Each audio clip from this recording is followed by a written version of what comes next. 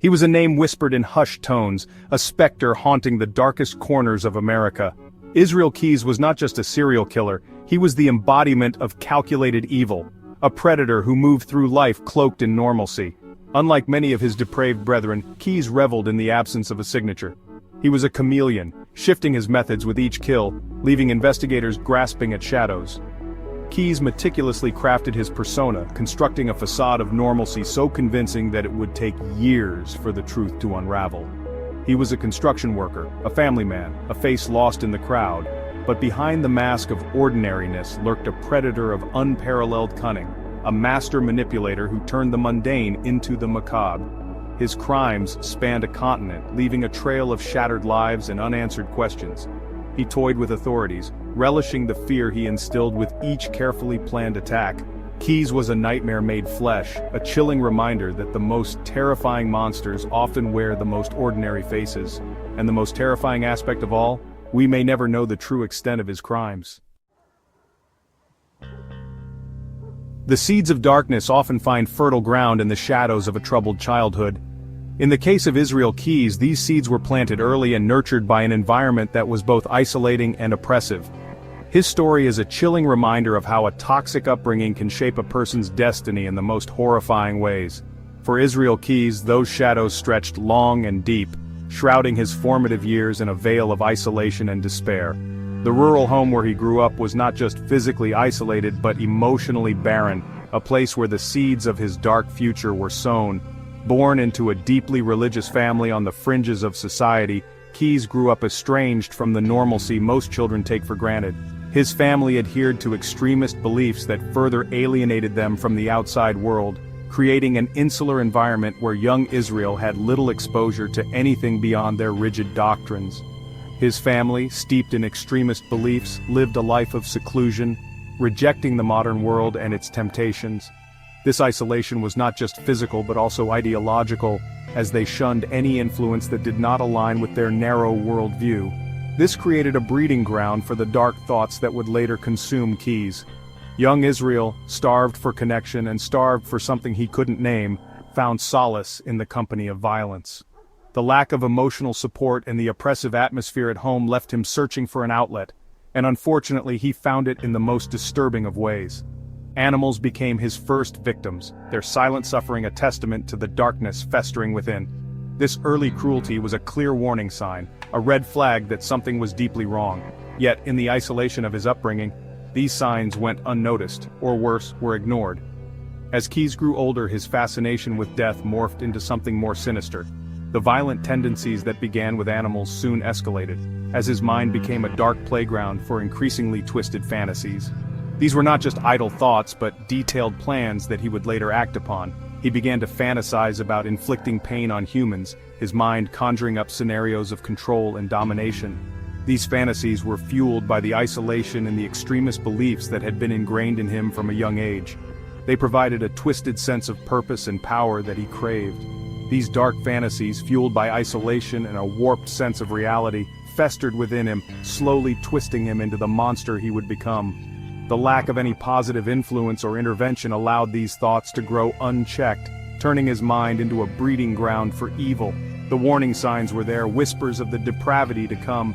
These whispers were not just in his actions but also in his demeanor, the way he interacted with the world around him. Yet, in the echo chamber of his isolated upbringing, these signs were drowned out by the overwhelming silence.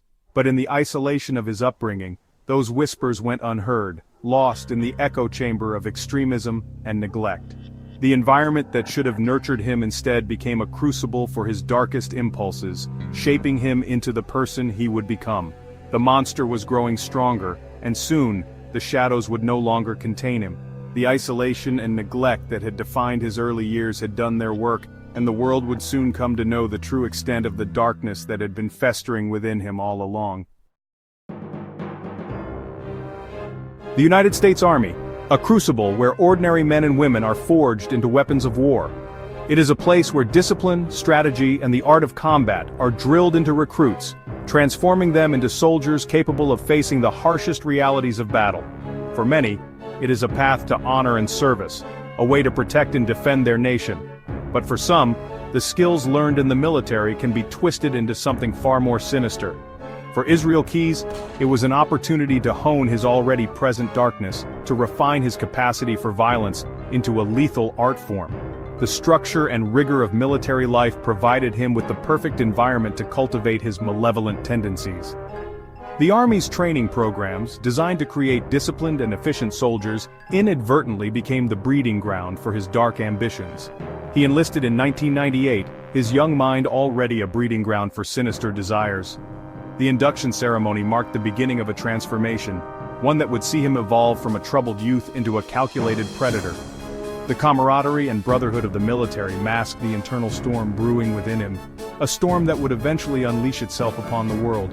Military life, with its emphasis on discipline, strategy, and the cold, hard realities of combat, provided the perfect training ground for a budding serial killer. The rigorous training exercises, the relentless drills, and the constant focus on precision and efficiency all played a part in shaping Keyes into a formidable force. He absorbed every lesson, every tactic, every strategy, molding them to fit his own dark purposes. Keyes excelled in his training, his superiors noting his discipline and proficiency in weaponry. He was a quick learner, mastering the use of various firearms and other weapons with ease. His performance reviews were glowing, filled with commendations for his skill and dedication. But beneath the surface, his true intentions remained hidden, masked by the veneer of a model soldier. He was a model soldier, his outward demeanor masking the darkness that churned within. His fellow soldiers saw him as disciplined and reliable, a man who could be counted on in the heat of battle. But they were unaware of the sinister thoughts that occupied his mind, the plans he was formulating, the skills he was honing for a purpose far removed from the ideals of honor and duty. But beneath the surface, Keyes was learning more than just how to kill efficiently. He was learning how to disappear. The military's emphasis on stealth and evasion tactics became a crucial part of his education. He practiced blending into his surroundings, moving silently and unseen, mastering the art of becoming a ghost. These skills would later prove invaluable as he embarked on his reign of terror. He studied evasion tactics, camouflage, and the art of blending in, skills that would later serve him all too well in his reign of terror. The ability to move undetected, to strike without warning and then vanish without a trace became second nature to him. The military had provided him with the tools he needed to become a ghost, a phantom moving unseen and undetected through the world. The military had unwittingly provided him with the tools he needed to become a ghost, a phantom moving unseen and undetected through the world. His training in stealth and evasion was thorough, and he took to it with a disturbing enthusiasm. Every lesson, every drill, every exercise was another step towards perfecting his ability to disappear, to become invisible in plain sight. By the time Keyes left the Army in 2001, he was no longer the troubled young man who had enlisted. The years of training and discipline had transformed him into something far more dangerous. He had become a weapon, honed to a razor's edge, his mind a repository of deadly skills and knowledge. The military had given him the tools, and now he was ready to use them. He was a weapon, honed to a razor's edge, his mind a repository of deadly skills and knowledge. The discipline and training he had received in the Army had shaped him into a formidable force, one that was now unleashed upon the world. The monster was now fully formed, a predator with the skills of a soldier and the cunning of a killer. The monster was now fully formed, unleashed upon the world with a soldier's discipline and a predator's cunning. The skills he had acquired in the military, the discipline, the strategy, the ability to move unseen, all combined to make him a deadly force. The world was now his hunting ground, and he was ready to unleash his reign of terror. Israel Keyes was a chilling anomaly in the annals of criminal psychology, a meticulously organized killer who thrived on chaos. His name sends shivers down the spines of those who study the dark recesses of the human mind.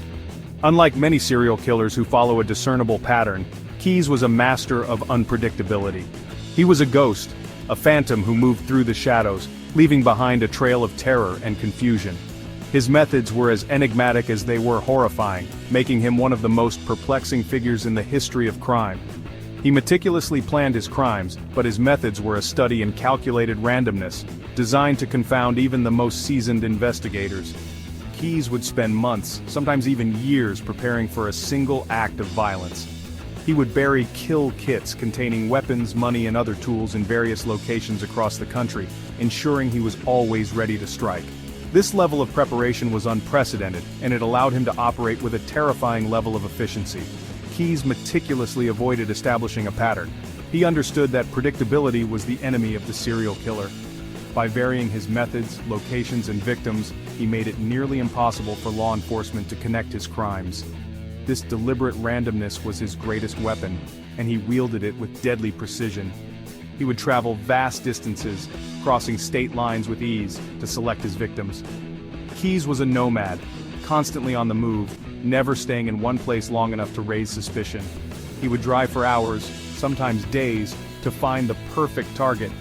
This constant movement made it incredibly difficult for authorities to track him, and it added to the sense of fear and uncertainty that surrounded his crimes. His targets were chosen seemingly at random, their only commonality being their vulnerability.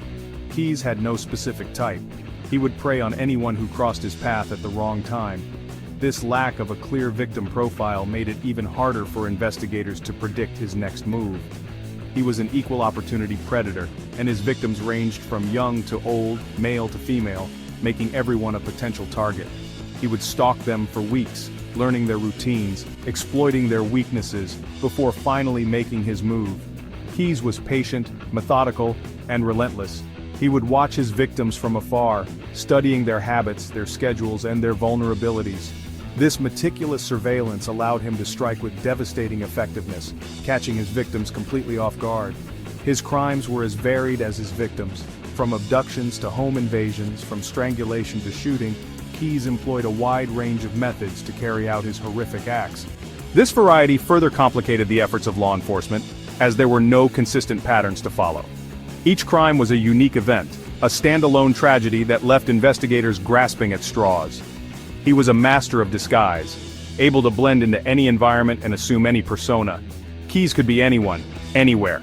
He would change his appearance, his mannerisms, and even his voice to avoid detection. This chameleon-like ability made him incredibly difficult to identify and apprehend. He could disappear into a crowd, vanish into the night, and re-emerge as someone entirely different. He would abduct his victims from their homes, from parking lots, from the street, leaving no trace of his presence. Keyes was a ghost, slipping in and out of his victims' lives without leaving a single clue behind. His abductions were swift, silent, and utterly terrifying. He would strike when his victims least expected it, taking them from the safety of their everyday environments and plunging them into a nightmare. He would torture them, kill them, and dispose of their bodies hundreds of miles apart, erasing his steps with chilling efficiency. Keyes took great care to ensure that his crimes would never be traced back to him. He would transport his victims' bodies to remote locations, burying them in unmarked graves or disposing of them in ways that made recovery nearly impossible. This meticulous attention to detail allowed him to evade capture for years. Keyes was a master of deception, a puppeteer pulling the strings of chaos. He reveled in the confusion and fear he created, manipulating the world around him to suit his dark desires. His ability to control the narrative, to stay one step ahead of those who sought to stop him, was a testament to his cunning and intelligence. He understood that predictability bred capture, and he refused to allow himself to be boxed in by routine. Keyes was always evolving, always adapting. He knew that the moment he became predictable, he would be vulnerable. This constant state of flux kept him ahead of the authorities and allowed him to continue his reign of terror. His crimes were a macabre symphony of randomness, each note carefully chosen to create a chilling masterpiece of terror. Israel Keyes was not just a killer, he was an artist of death, crafting each act of violence with a precision and care that was as horrifying as it was impressive. His legacy is one of fear, confusion, and a haunting reminder of the darkness that can lurk within the human soul. The night of November 13, 1974, began like any other in the quiet neighborhood of Amityville, Long Island. The streets were calm, the houses stood silent, and the air carried a sense of peace that only a small, close-knit community could offer. It was a night like countless others, where families felt safe within the walls of their homes, and the troubles of the world seemed far away. A light breeze rustled through the trees, whispering secrets to the night. The leaves danced gently, casting fleeting shadows on the ground as if nature itself was trying to communicate a warning that went unheard. Families settled in for the night, unaware of the darkness creeping towards 112 Ocean Avenue. Children were tucked into bed, parents relaxed in their living rooms, and the hum of everyday life filled the air. It was a scene of normalcy, of routine, of the mundane comforts that make up the fabric of suburban life. Inside the large Dutch colonial house, however, a storm was brewing. This was no ordinary storm, but one that would leave a permanent scar on the community. The house, with its distinctive gambrel roof and iconic windows, stood as a silent witness to the unfolding tragedy. It wasn't a storm of wind and rain, but one of madness and violence. Shadows moved inside the house, flickering lights hinted at the chaos within. The tranquility of the night was about to be shattered in the most horrific way imaginable. By morning, the quaint facade of the DeFeo family home would be shattered, revealing a scene of unimaginable horror. 6 lives brutally taken. The sun rose to illuminate a house that had become a crime scene, a place where innocence was lost, and nightmares became reality. One chilling question left hanging in the air: what happened inside 112 Ocean Avenue? The number 112, once just an address, now carried a weight of dread and mystery. It became a symbol of the inexplicable, a question mark that loomed over the town. Some say evil permeates the very foundation of that house. They speak of a malevolent force, an evil presence that drove the events of that night. The house, with its dark history, became a focal point for tales of the supernatural, of forces beyond human understanding. Others claim it was a tragic case of a family torn apart by their own demons. The DeFeo family, once seemingly perfect, had hidden cracks that widened into chasms of despair and violence. The fragmented family photo, a poignant reminder of what once was, now lay shattered, much like the lives it depicted. Tonight, we delve into the horrifying events of that fateful night. We examine the evidence, we explore the theories, the flashing lights of the police cars, the hushed whispers of the neighbors, all paint a picture of a community grappling with the unthinkable. We ask the question that has haunted this small town for decades: was it just a man, or was it something more sinister at play? The full moon cast an eerie glow on the house, as if nature itself was spotlighting the mystery that lay within. Get ready, because tonight, we're diving headfirst into the chilling truth behind the Amityville murders. We will peel back the layers of myth and reality to uncover the true story of what happened on that ordinary night that turned into an unthinkable horror. The DeFeo family seemed on the surface like any other. Patriarch Ronald DeFeo Sr. ruled with an iron fist. His wife Louise tried to keep the peace. They had 5 children: Ronald Jr., Butch, Dawn, Allison, Mark, and John. However, behind the facade of normalcy, darkness festered. Ronald Sr. was known for his explosive temper and abusive behavior. The children lived in fear. Whispers of family secrets and simmering resentment followed them like shadows. The house at 112 Ocean Avenue, with its grand exterior and spacious rooms, should have been a haven. Instead, it became a pressure cooker. The family's dysfunction intensified within its walls. Neighbors reported shouting matches, doors slamming. Some even claimed to see fleeting figures in the windows, shadows moving just out of sight. Whether these were genuine paranormal occurrences or simply the product of an overactive imagination, one thing was clear: the DeFeo family harbored secrets, and those secrets would soon paint the walls of their home with blood. Around 3:15 a.m., the silence of the night was shattered by the roar of a .35 caliber Marlin rifle. The tranquility of the suburban neighborhood was abruptly replaced by a sense of dread and confusion. The stillness of the night, which had been a comforting blanket for the residents, was now a haunting reminder of the violence that had just occurred. 6 shots rang out, each one a nail in the coffin of the DeFeo family's fate. The echoes of the gunfire reverberated through the quiet streets, a grim symphony that marked the end of innocence for this peaceful community. Neighbors, startled from their sleep, would later recount the chilling sounds that pierced the night, unaware of the horror unfolding just a few houses away. Upstairs in their beds, Ronald Sr., Louise, Dawn, Allison, Mark, and John were systematically executed. The family, who had once shared laughter and love within these walls, now lay lifeless, victims of an unimaginable act of violence. Each shot was a calculated move, a deliberate act that left no room for mercy or hesitation. Each family member was found lying face down, their dreams extinguished in a torrent of violence. The sight was a macabre tableau, a stark contrast to the warmth and safety that a home is supposed to provide. The positions of their bodies suggested a sudden, overwhelming force, one that left them no chance to react or escape. But amidst the carnage, there was an eerie absence, a struggle, a cry for help, any sign that the victims had tried to fight back. It was as if they had been caught in a nightmare from which they could not wake. The silence of their final moments was deafening, a void that spoke volumes about the terror they must have felt. It was as if they had accepted their gruesome fate. The lack of defensive wounds or signs of a struggle puzzled investigators, leading them to question the circumstances of the murders. How could an entire family be so easily subdued? What kind of fear or coercion had kept them from fighting back? The killer, as we know, was 23-year-old Ronald Butch DeFeo Jr., a young man with a troubled past. Butch had a history of erratic behavior and conflicts with his family. Yet, no one could have predicted the extent of his rage or the cold-blooded nature of his actions that night.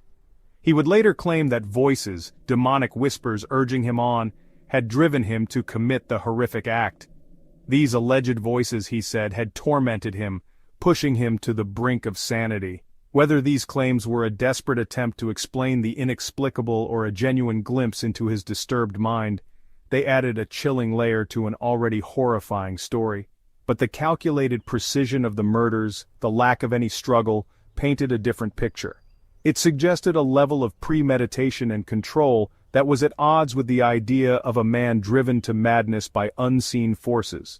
The methodical nature of the killings indicated a mind that was disturbingly clear and focused on its deadly mission. The scene suggested a cold-blooded execution, not a fit of madness. The evidence pointed to a deliberate, calculated act of violence, one that required planning and a chilling detachment from the humanity of his victims. This was not the work of a man in the throes of a psychotic break, but rather someone who had made a conscious decision to end the lives of those closest to him. As investigators combed through the blood-soaked bedrooms, they were left with a chilling question. What could drive a son to annihilate his entire family in such a calculated, merciless manner? The answers, if they existed, were buried deep within the twisted psyche of Ronald Butch DeFeo Jr., a young man whose actions would forever haunt the quiet streets of this once peaceful neighborhood. The sun rose on a scene of unimaginable horror. The quiet suburban neighborhood, usually a picture of tranquility, was now the epicenter of a gruesome crime that would shock the nation. The DeFeo family home, once a symbol of the American dream, had become a house of nightmares. The early morning light did little to dispel the darkness that had settled over the town.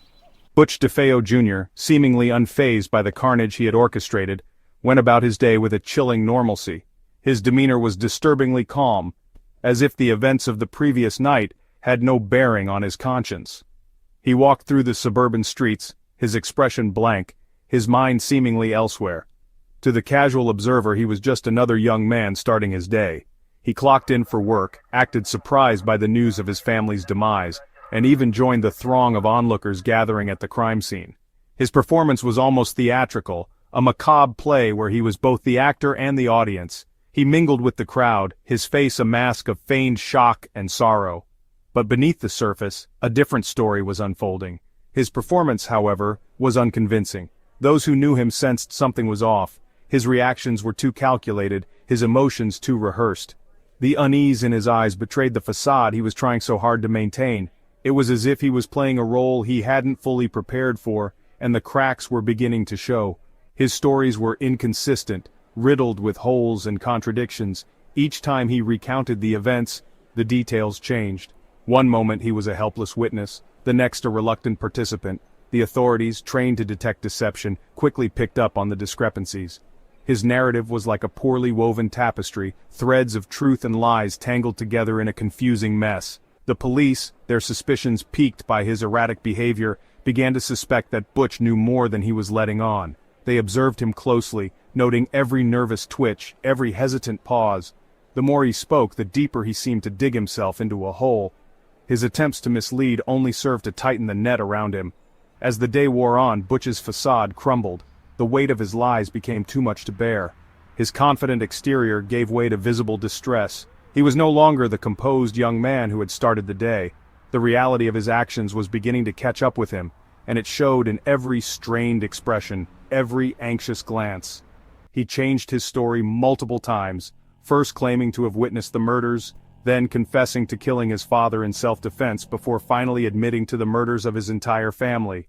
Each version of events differed wildly from the last, adding another layer to the already convoluted case. His shifting narratives were a desperate attempt to find a version that would absolve him, but instead, they only served to incriminate him further. Each version of events differed wildly from the last, adding another layer to the already convoluted case. The investigators were left sifting through a web of deceit, trying to piece together the truth from the fragments of Butch's conflicting accounts. His agitation grew with each retelling, the pressure of maintaining his lies becoming increasingly unbearable. With each lie, each inconsistency, Butch tightened the noose around his own neck. His desperation was palpable, his attempts to control the narrative slipping through his fingers like sand. The more he tried to manipulate the story, the more entangled he became in his own web of deceit. The police watched as he unraveled, their suspicions turning into certainty. The police, armed with a mountain of evidence and a confession riddled with inconsistencies, were certain. Butch DeFeo Jr. was their man. They had the physical evidence, the witness statements, and now, a series of confessions that, despite their contradictions, pointed to one undeniable truth. Butch was guilty. The case against him was solidifying, the pieces falling into place. But what they couldn't understand was the why. What could drive a man to commit such an unspeakable act against his own family? The motive remained elusive, a dark shadow over the case. The investigators were left grappling with the psychological puzzle, trying to comprehend the mind of a killer. The why was a question that gnawed at them, a piece of the puzzle that refused to fit. What drove him to commit such an act of unspeakable evil? Was it a moment of madness, a lifetime of resentment, or something even darker? The answers were not forthcoming, and the more they delved into Butch's past, the more questions they uncovered. The house, now a symbol of horror, stood as a silent witness to the events that had transpired within its walls. That question, like a specter, would continue to haunt the investigation. The search for answers would lead them down dark paths, exploring the depths of human nature and the capacity for evil. The case of Butch DeFeo Jr. was not just a story of a crime, but a journey into the heart of darkness, a reminder of the thin line between sanity and madness. Dennis Rader. To the unsuspecting residents of Wichita, Kansas, he was a man of normalcy, a face in the crowd. He blended seamlessly into the fabric of everyday life, never drawing undue attention to himself. He was a husband, a father, a devout churchgoer. His family saw him as a loving and responsible man, someone who provided for them and participated in their lives with genuine interest. A respected member of the community, he attended local events, shook hands with neighbors, and was always ready to lend a helping hand. His presence was comforting, his demeanor unassuming. He was, in the truest sense of the word, invisible. No one suspected. He moved through life like a shadow, never giving anyone a reason to look twice. No one knew the darkness that lurked beneath this carefully constructed facade of ordinariness. Behind the smiles and the friendly gestures was a man with a sinister secret. Rader's double life was a masterpiece of deception. He had perfected the art of appearing normal while hiding his true nature. It was a chilling duality that he maintained with meticulous care. He lived amongst his unsuspecting neighbors, all the while harboring a horrifying secret. His actions were calculated, his movements deliberate, ensuring that his true self remained hidden. He was a wolf in sheep's clothing, a predator masquerading as a pillar of the community. His ability to deceive was his greatest weapon, allowing him to operate undetected for years. This jarring contrast, this terrifying duality, is what makes the case of Dennis Rader, the BTK killer, so deeply unsettling. The man who seemed so ordinary was capable of unimaginable horrors. Rader's outward life was meticulously crafted. Every detail was designed to reinforce the image of a normal, upstanding citizen. He was methodical in his approach, leaving nothing to chance. He was a Boy Scout leader, guiding young minds. He took on roles that would further cement his image as a trustworthy and reliable individual, someone who could be counted on. He held a job as a compliance officer, enforcing rules and regulations. His position gave him authority and respect, adding another layer to his carefully constructed persona. He was an active member of his church, a man of faith in the eyes of his congregation. His participation in religious activities further solidified his image as a moral and upright individual. It was a life lived in the open, a life of manufactured normalcy. He engaged in everyday activities, blending in with his surroundings, never giving anyone a reason to doubt his integrity. He was hiding in plain sight, a master manipulator who used the mundane to shield himself from suspicion. His ability to appear ordinary was his greatest disguise. His story is a stark reminder that evil often lurks in the most unexpected places, concealed by a veneer of normalcy that can be as convincing as it is terrifying. The case of Dennis Rader forces us to confront the unsettling reality that sometimes the most dangerous individuals are the ones who seem the most ordinary. The acronym BTK, chilling in its simplicity, stands for Bind, Torture, Kill. This was not merely a descriptor of Dennis Rader's modus operandi, it was his self-proclaimed title, a chilling moniker he used to brand his heinous acts. The BTK signature, a stark reflection of his sadistic desires, cast a pall over Wichita for decades. Rader's crimes were as calculated as they were cruel. He meticulously stalked his victims, learning their routines, exploiting their vulnerabilities. His methods were deliberate, almost ritualistic. He would bind their hands and feet, often using household items found at the scene. Then, the torture would begin. The torture was never swift, never merciful. It was a slow, agonizing process designed to inflict maximum pain and terror. Rader reveled in the suffering of his victims, drawing out their agony as a form of perverse entertainment. His need for control, for power, was paramount. Finally, when his gruesome desires were satiated, he would kill. Each murder was as cold and calculated as the last, carried out with an eerie detachment that spoke to the depths of his depravity. The BTK signature was a calling card of terror, a grim reminder to the people of Wichita that a monster walked among them. The path to becoming a monster is often paved with disturbing milestones, red flags that in retrospect seem to scream a warning. These early signs are often subtle, almost imperceptible, but they are there, lurking beneath the surface, waiting to be noticed. Dennis Rader's childhood, while seemingly normal on the surface, was marked by a number of troubling signs that hinted at the darkness festering within. His family and friends might have seen him as just another boy, but there were moments that stood out, moments that, in hindsight, were clear indicators of the path he was on. Even as a child, there was a cruelty to Rader that set him apart. He was not like other children. There was a coldness in his eyes, a detachment that was unsettling. He seemed to take pleasure in the suffering of others, a trait that would only grow stronger as he aged. Animals, often seen as innocent and vulnerable, became the target of his sadistic curiosity. He would trap stray animals, subjecting them to unimaginable torture. These acts of cruelty weren't mere boyhood indiscretions, they were chilling foreshadowing of the monster he would become. As Rader grew older, his disturbing behavior escalated. He developed a fetish for women's underwear, stealing undergarments from neighbors and even his own family members. This behavior, often dismissed as harmless or even humorous, was a clear indication of his distorted views on sexuality and his growing obsession with control and domination. There were other signs too, an obsession with knots and ligatures, a fascination with true crime and detective magazines. These seemingly disparate interests, when viewed through the lens of his later crimes, formed a disturbing pattern, a mosaic of warning signs that tragically went unnoticed or ignored. The seeds of darkness sown in childhood had taken root, slowly twisting him into the monster known as BTK. His actions were not random, they were the result of a deeply ingrained pathology, a darkness that had been growing within him for years. As he entered his teenage years, Rader's behavior became more erratic and more dangerous.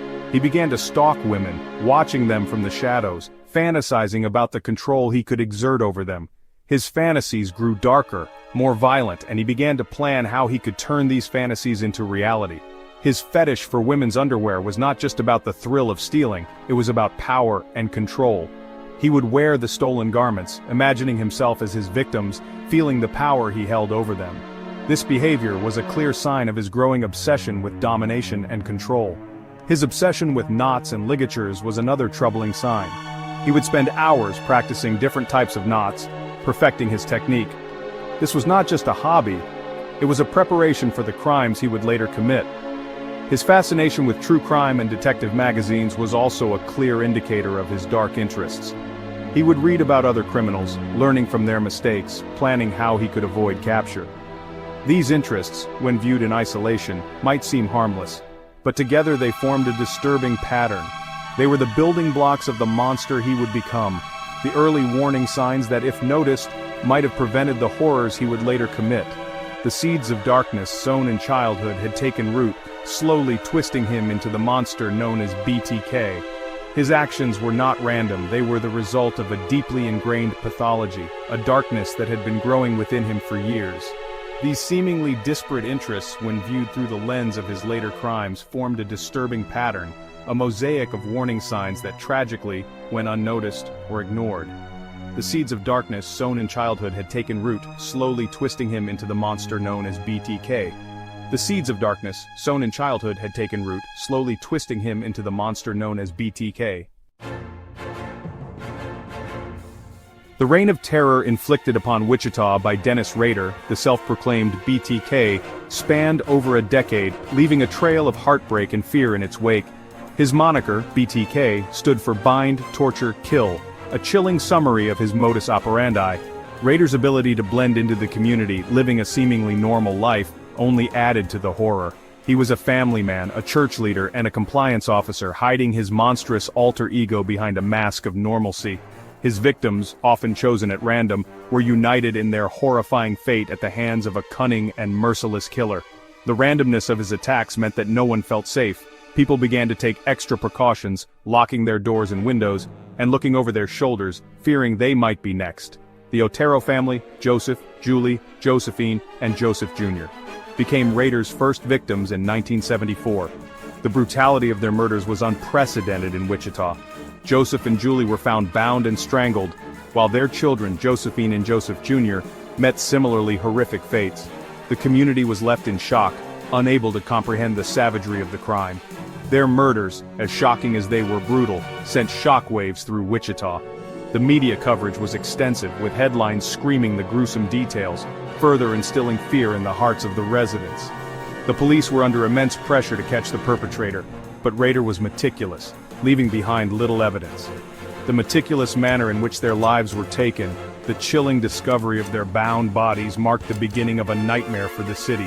Rader's methodical approach to his crimes made him a formidable adversary for law enforcement. He took his time, ensuring that every detail was perfect, every knot tied just right, every scene left in a state of eerie calm. 4 years later, in 1978, Rader claimed the life of Shirley Vian. Her murder was as calculated and cold-blooded as the Otero family's. Rader had a pattern, a ritual that he followed, and Shirley Vian was unfortunate enough to become part of it. Found bound and strangled in her own home, her murder further fueled the growing sense of panic in Wichita. The community's fear was palpable, with residents feeling the weight of the invisible threat that loomed over them. The police were working tirelessly, but Rader's ability to evade capture only added to the city's anxiety. The city was on edge, haunted by the knowledge that a predator lurked among them. Neighborhood watch groups were formed, and people began to take their safety into their own hands. The sense of community was strong, but so was the fear that anyone could be the next victim. Rader's reign of terror continued with the murders of Nancy Fox in 1977, a young woman with a bright future ahead of her. Her life was cut short in a manner that had become all too familiar to the residents of Wichita. Maureen Hedge in 1985, a beloved neighbor and friend, whose death left a void in her community. Her murder was a stark reminder that Rader could strike at any time, and no one was safe. And Vicki Wagerly in 1986, a young mother whose life was brutally taken, leaving her family and friends devastated. Each of these murders was a calculated act of violence, designed to instill fear and assert Rader's control over the city. Each victim, each crime scene, bore the chilling hallmarks of the BTK signature. The letters he sent to the police and media, taunting them with his crimes, only added to the terror. He enjoyed the game, the cat-and-mouse chase, and the power he held over the city. The city of Wichita held its breath, living in the shadow of a killer who seemingly vanished into thin air after each gruesome act. The fear was ever present, a dark cloud that hung over the city, as residents waited for the next strike, hoping and praying that it would never. New Orleans, 1918. Jazz filled the air, but something sinister lurked in the shadows. The French Quarter, with its vibrant life, became a place of fear. Someone was stalking the night. People called him the Axeman. The city was already on edge. World War I raged across the ocean. Now, a different kind of terror gripped the city. Residents feared what darkness would bring. The police were baffled. Who was the Axeman, and what did he want? May 23, 1918. It was a quiet night in New Orleans, the kind of night where the city seemed to hold its breath. The air was thick with humidity, and the streets were eerily silent. Joseph Maggio, a grocer, slept soundly beside his wife Catherine. They had no idea that their lives were about to change forever. A noise awoke him. It was faint but persistent, like a whisper in the dark. He got out of bed to investigate, thinking it might be a stray animal or a loose shutter. He never found the source of the sound. Instead, he found the Axeman, a shadowy figure lurking in the doorway, holding an axe that glinted menacingly in the dim light. Catherine awoke to a chilling thud and her husband's screams. Her heart raced as she tried to make sense of the chaos around her. She rushed to help him, her mind filled with dread. The sight that greeted her was horrific, something out of a nightmare. Joseph lay in a pool of blood. His head was almost severed, a gruesome testament to the brutality of the attack. Catherine, too, was attacked. She barely survived, her body and spirit scarred by the ordeal. The Axeman had left his mark. This was no ordinary burglar. The weapon he used and the ferocity of the attack spoke of something far more sinister. This was something far more sinister. The Axeman would go on to become one of the most feared figures in New Orleans history, a specter of terror that haunted the city for years to come. The Axeman didn't stop with the Maggios. His brutal spree continued, leaving a trail of blood and fear in his wake. Each attack was more gruesome than the last, sending shockwaves through the community. His reign of terror continued. The newspapers were filled with horrifying accounts of his crimes, and the public's anxiety grew with each passing day. He always targeted Italian grocers. These small business owners were the backbone of their communities, and their murders left a void that was deeply felt. He used an axe, always aiming for the head. The brutality of his method was shocking, and it left a lasting impression on everyone who heard about it. The city was on high alert. People were terrified. They locked their doors and windows, fearing that they might be the next victims of this relentless killer. The police worked tirelessly. They followed every lead, no matter how small, hoping to catch the Axeman before he could strike again. But their efforts seemed in vain. But the Axeman was always one step ahead. He moved through the shadows, evading capture and leaving the city in a state of constant dread. Theories spread like wildfire. Was it a deranged lunatic? People speculated endlessly, trying to make sense of the senseless violence. A scorned lover? Or something even more sinister? The mystery only deepened as the attacks continued, and the fear grew. Fear permeated the city as thick as the humid New Orleans air. The Axeman's presence was felt everywhere, and no one knew when or where he would strike next. Then, the Axeman did something unexpected. In a move that shocked the entire city, he reached out directly to the public.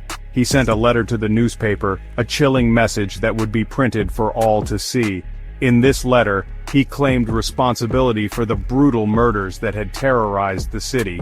He promised more to come, instilling fear and uncertainty in the hearts of the residents. But there was a catch, a sinister twist that no one saw coming. He offered a chilling deal, one that would force the city to make a choice. The Axeman declared his love for jazz music, an unexpected passion for such a ruthless killer.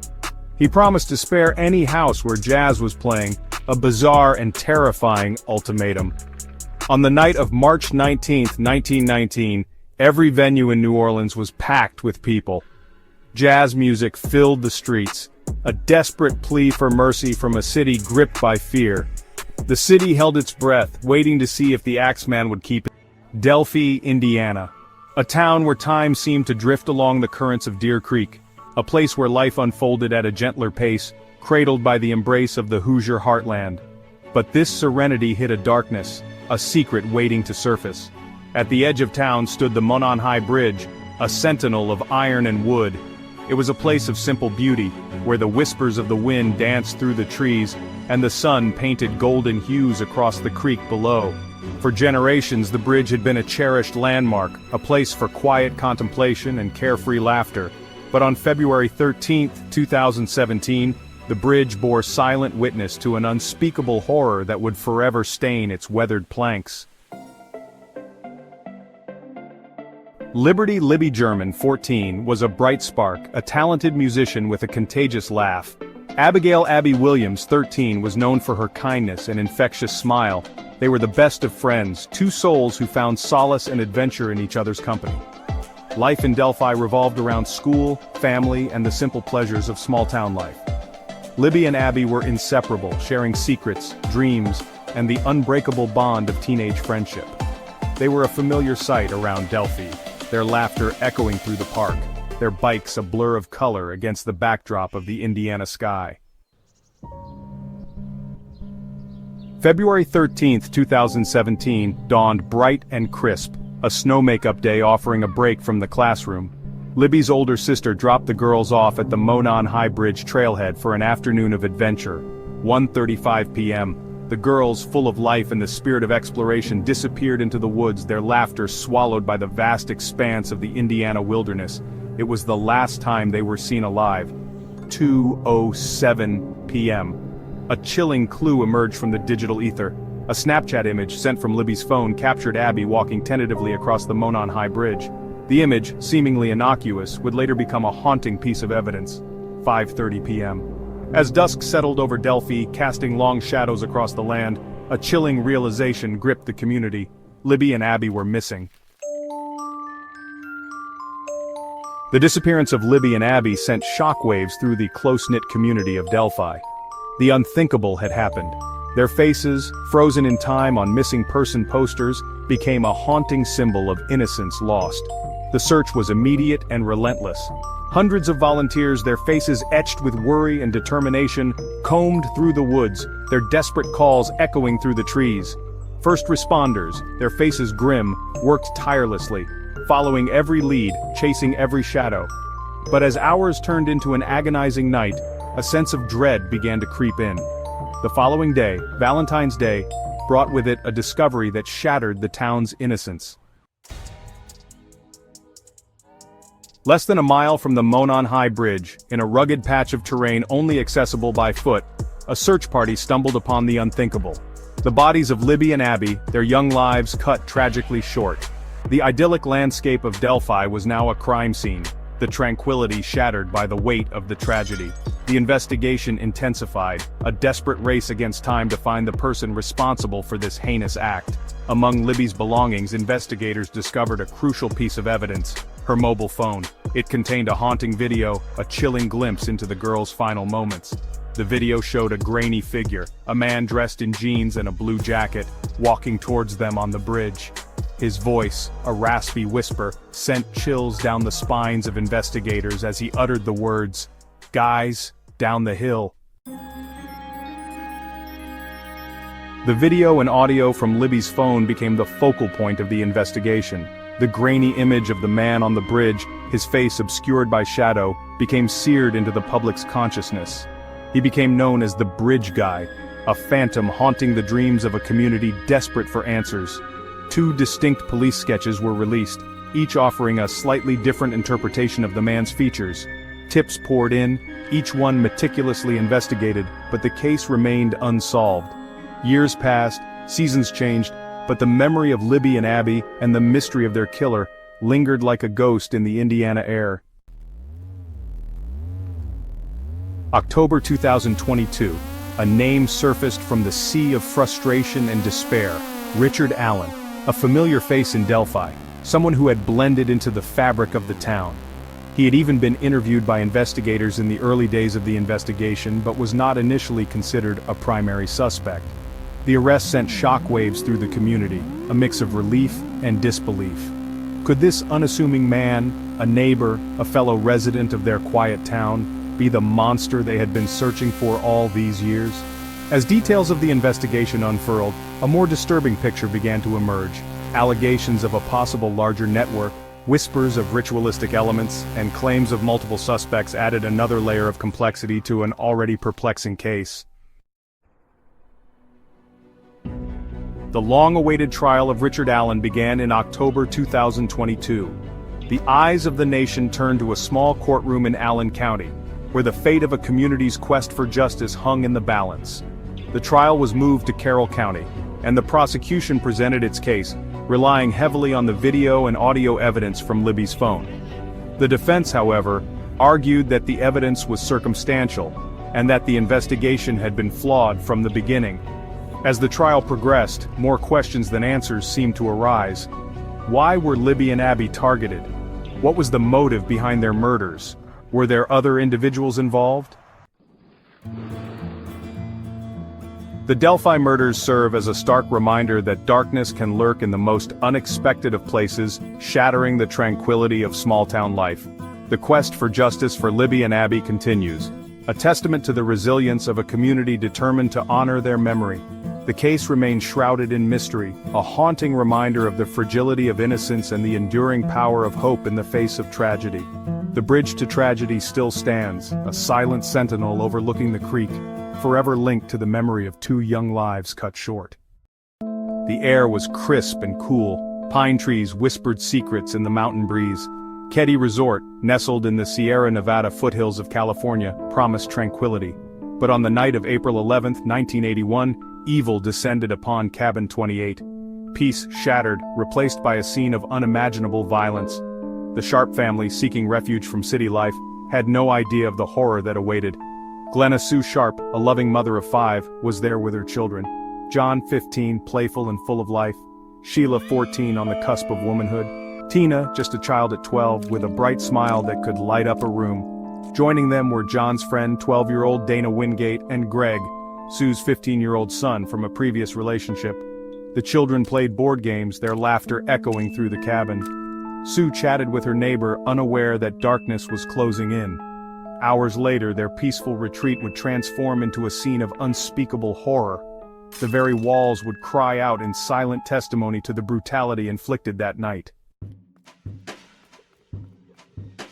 The following morning, the sun cast long shadows over the resort. A horrifying discovery awaited inside Cabin 28.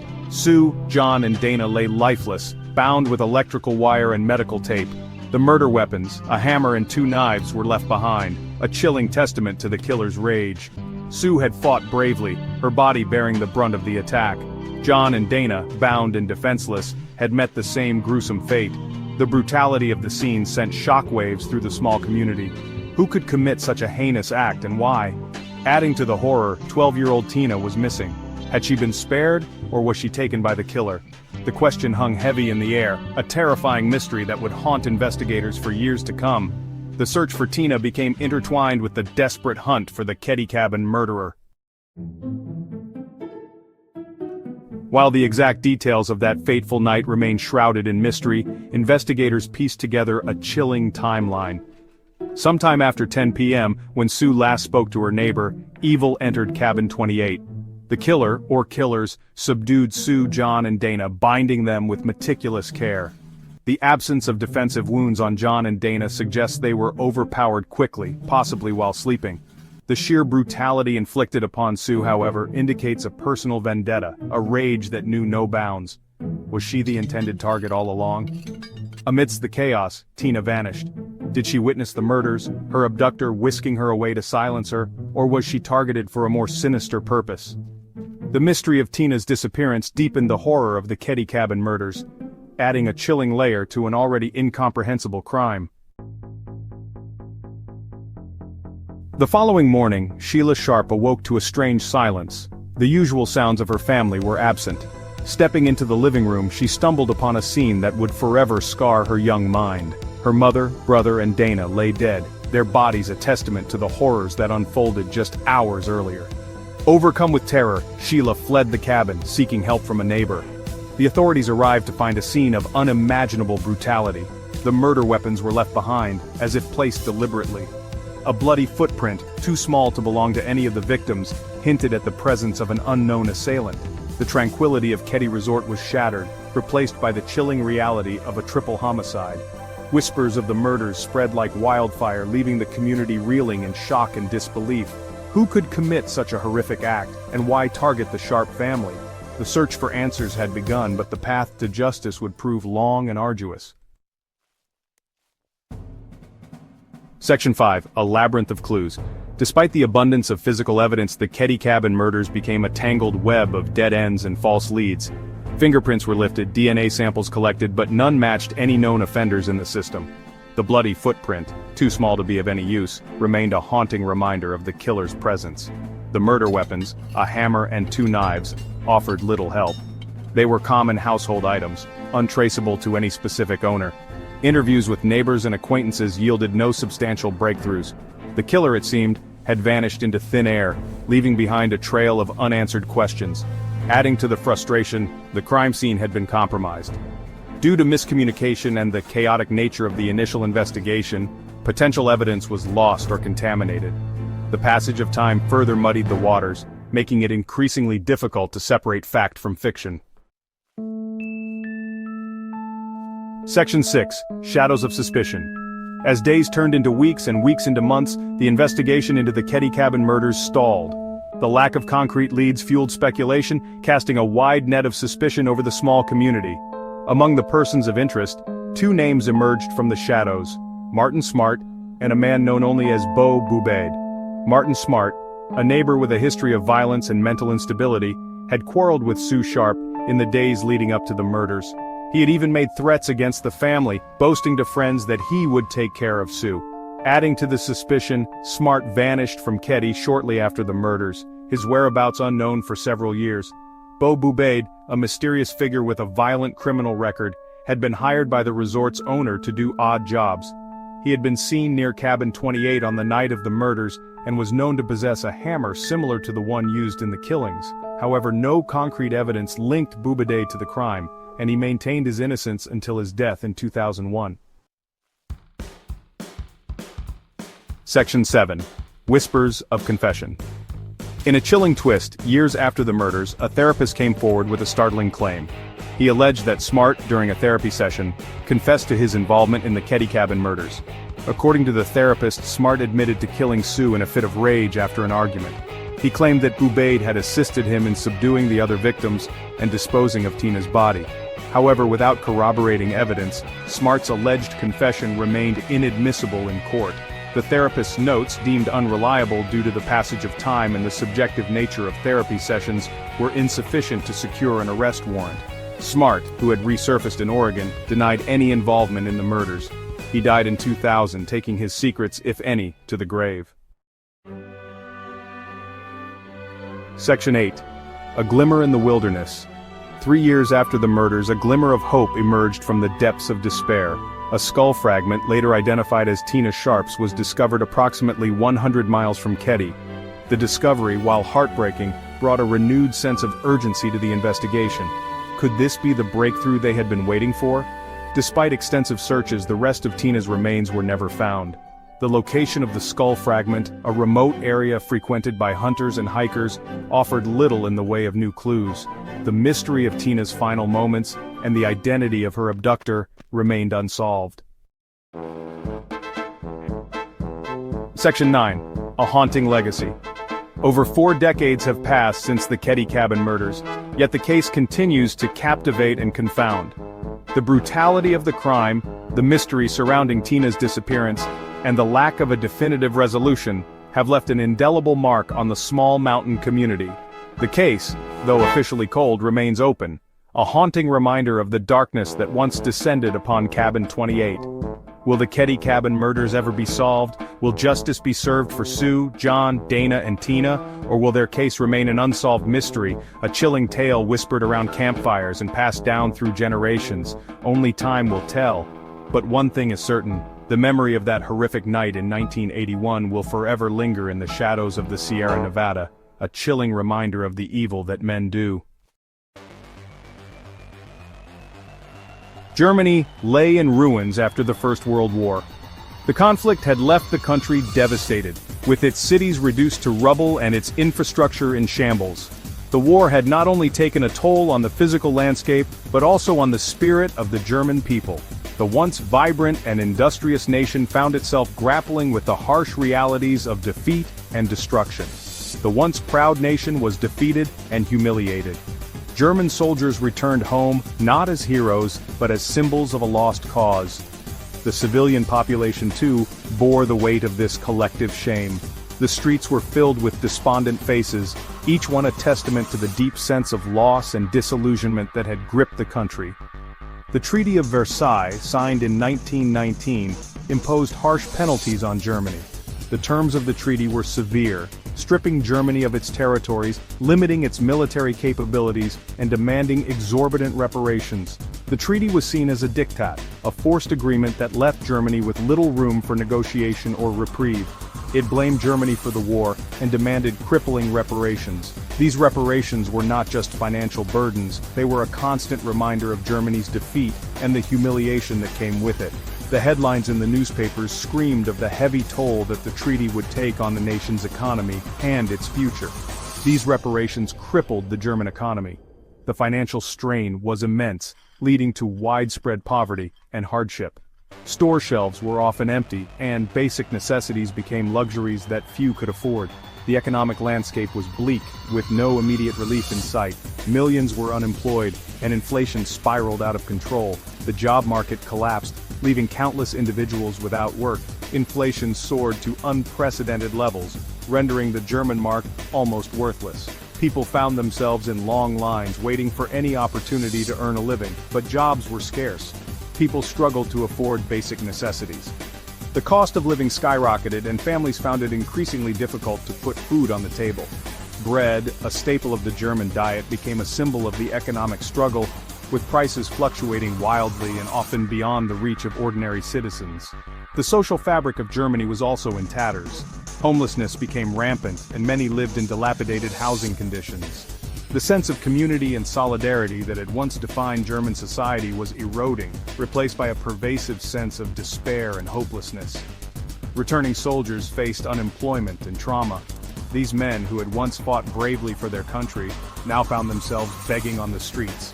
The psychological scars of war were deep, and the lack of support and recognition only compounded their suffering. The loss of life and the devastation of war left deep scars on the nation's psyche. War memorials dotted the landscape, each one a somber reminder of the lives lost. Families grieved for their loved ones, and the collective mourning became a part of the national consciousness. There was a widespread sense of anger, resentment, and betrayal. The German people felt betrayed by their leaders and the international community. Protests erupted, and the streets were filled with angry crowds demanding justice and retribution. Many Germans refused to accept responsibility for the war. They believed that the Treaty of Versailles was a gross injustice, an unfair punishment that did not reflect the true causes of the conflict. Anti-treaty demonstrations became a common sight, with people voicing their dissent loudly and passionately. They felt that the Treaty of Versailles was unjust and humiliating. Public speeches and protest signs echoed this sentiment, calling for a revision of the treaty's terms. The sense of national humiliation was palpable, and it fueled a growing desire for change and redemption. This atmosphere of despair and resentment created a fertile ground for extremist ideologies. Radical groups began to gain traction, offering simple solutions to complex problems. Political graffiti and extremist rallies became increasingly common, reflecting the volatile and polarized nature of the times. People were desperate for change and willing to listen to anyone who promised a better future. The desperation was palpable, and it made the population susceptible to the promises of radical leaders who claimed to have the answers to Germany's woes. The Weimar Republic, established in 1919, was weak and unstable. It struggled to maintain order and provide effective governance. The political system was fraught with inefficiencies, and the government was often seen as out of touch with the needs and concerns of the people. It was unable to provide the leadership and direction that Germany so desperately needed. Political debates were often inconclusive, and government meetings failed to produce meaningful solutions. The lack of decisive action only deepened the sense of crisis and instability. The political landscape became increasingly fragmented and polarized. Different factions vied for power, each with its own agenda and vision for the future. Political clashes were frequent, and the atmosphere was charged with tension and hostility. Numerous political parties emerged, each with its own vision for Germany's future. The multiplicity of parties made it difficult to achieve consensus, and the political scene became a battleground of competing ideologies and interests. On the left, the communists called for a revolution to overthrow the capitalist system. They saw the economic crisis as an opportunity to implement radical change and establish a new social order. Their rallies and speeches attracted those who were disillusioned with the status quo and eager for a new beginning. On the right, nationalist and anti-Semitic groups blamed Jews and other minorities for Germany's problems. They propagated a narrative of betrayal and scapegoating, which resonated with many who were looking for someone to blame for their suffering. Anti-Semitic propaganda became widespread, further deepening social divisions. Amidst this turmoil, a young and ambitious Adolf Hitler began his rise to power. He capitalized on the widespread discontent and presented himself as the savior who could restore Germany's former glory. His speeches and rallies drew growing crowds, setting the stage for a dramatic and dangerous shift in the nation's future. Adolf Hitler was born in Austria in 1889, in the small town of Braunau am Inn. His early years were spent in a modest household where his father, Alois Hitler, worked as a customs official. Alois was known to be strict and authoritarian, often clashing with young Adolf, who was a sensitive and artistic child. His childhood was marked by poverty and a difficult relationship with his father. Alois had high expectations for his son, hoping he would follow in his footsteps and pursue a career in the civil service. However, Adolf's interests lay elsewhere, particularly in the arts. Hitler was a poor student and dropped out of school at the age of 16. His academic struggles were compounded by the death of his father in 1903, which left the family in financial difficulty. Despite his lack of formal education, Hitler was an avid reader and developed a keen interest in history and politics. He dreamed of becoming an artist but was rejected twice by the Vienna Academy of Fine Arts.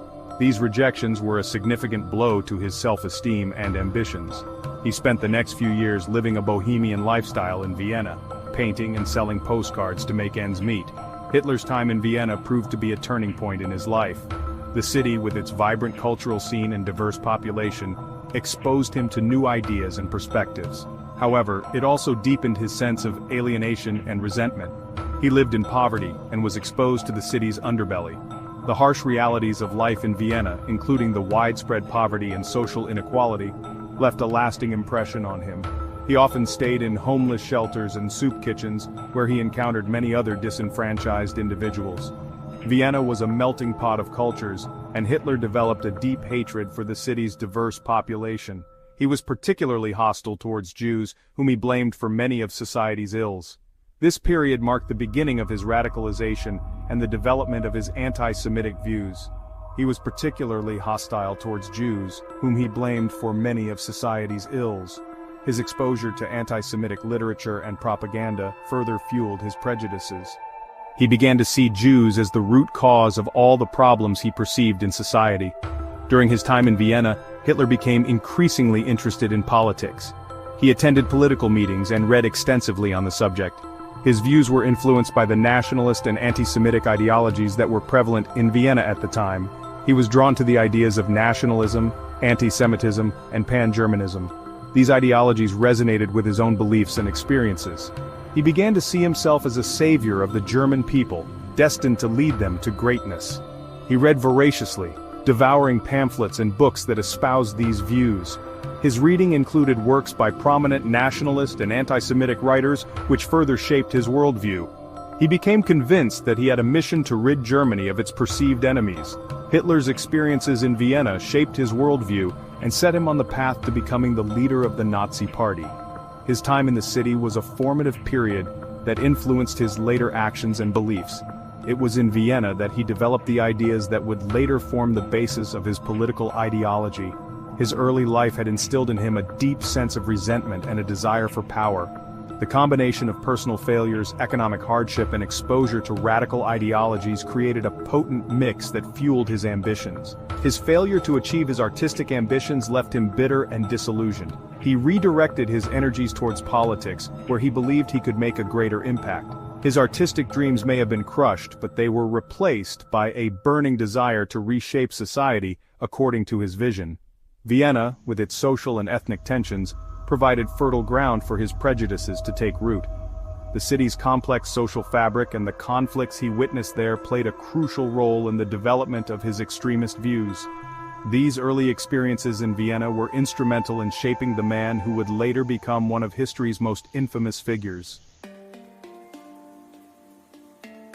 The economic and social turmoil that gripped Germany after World War I was profound and far-reaching.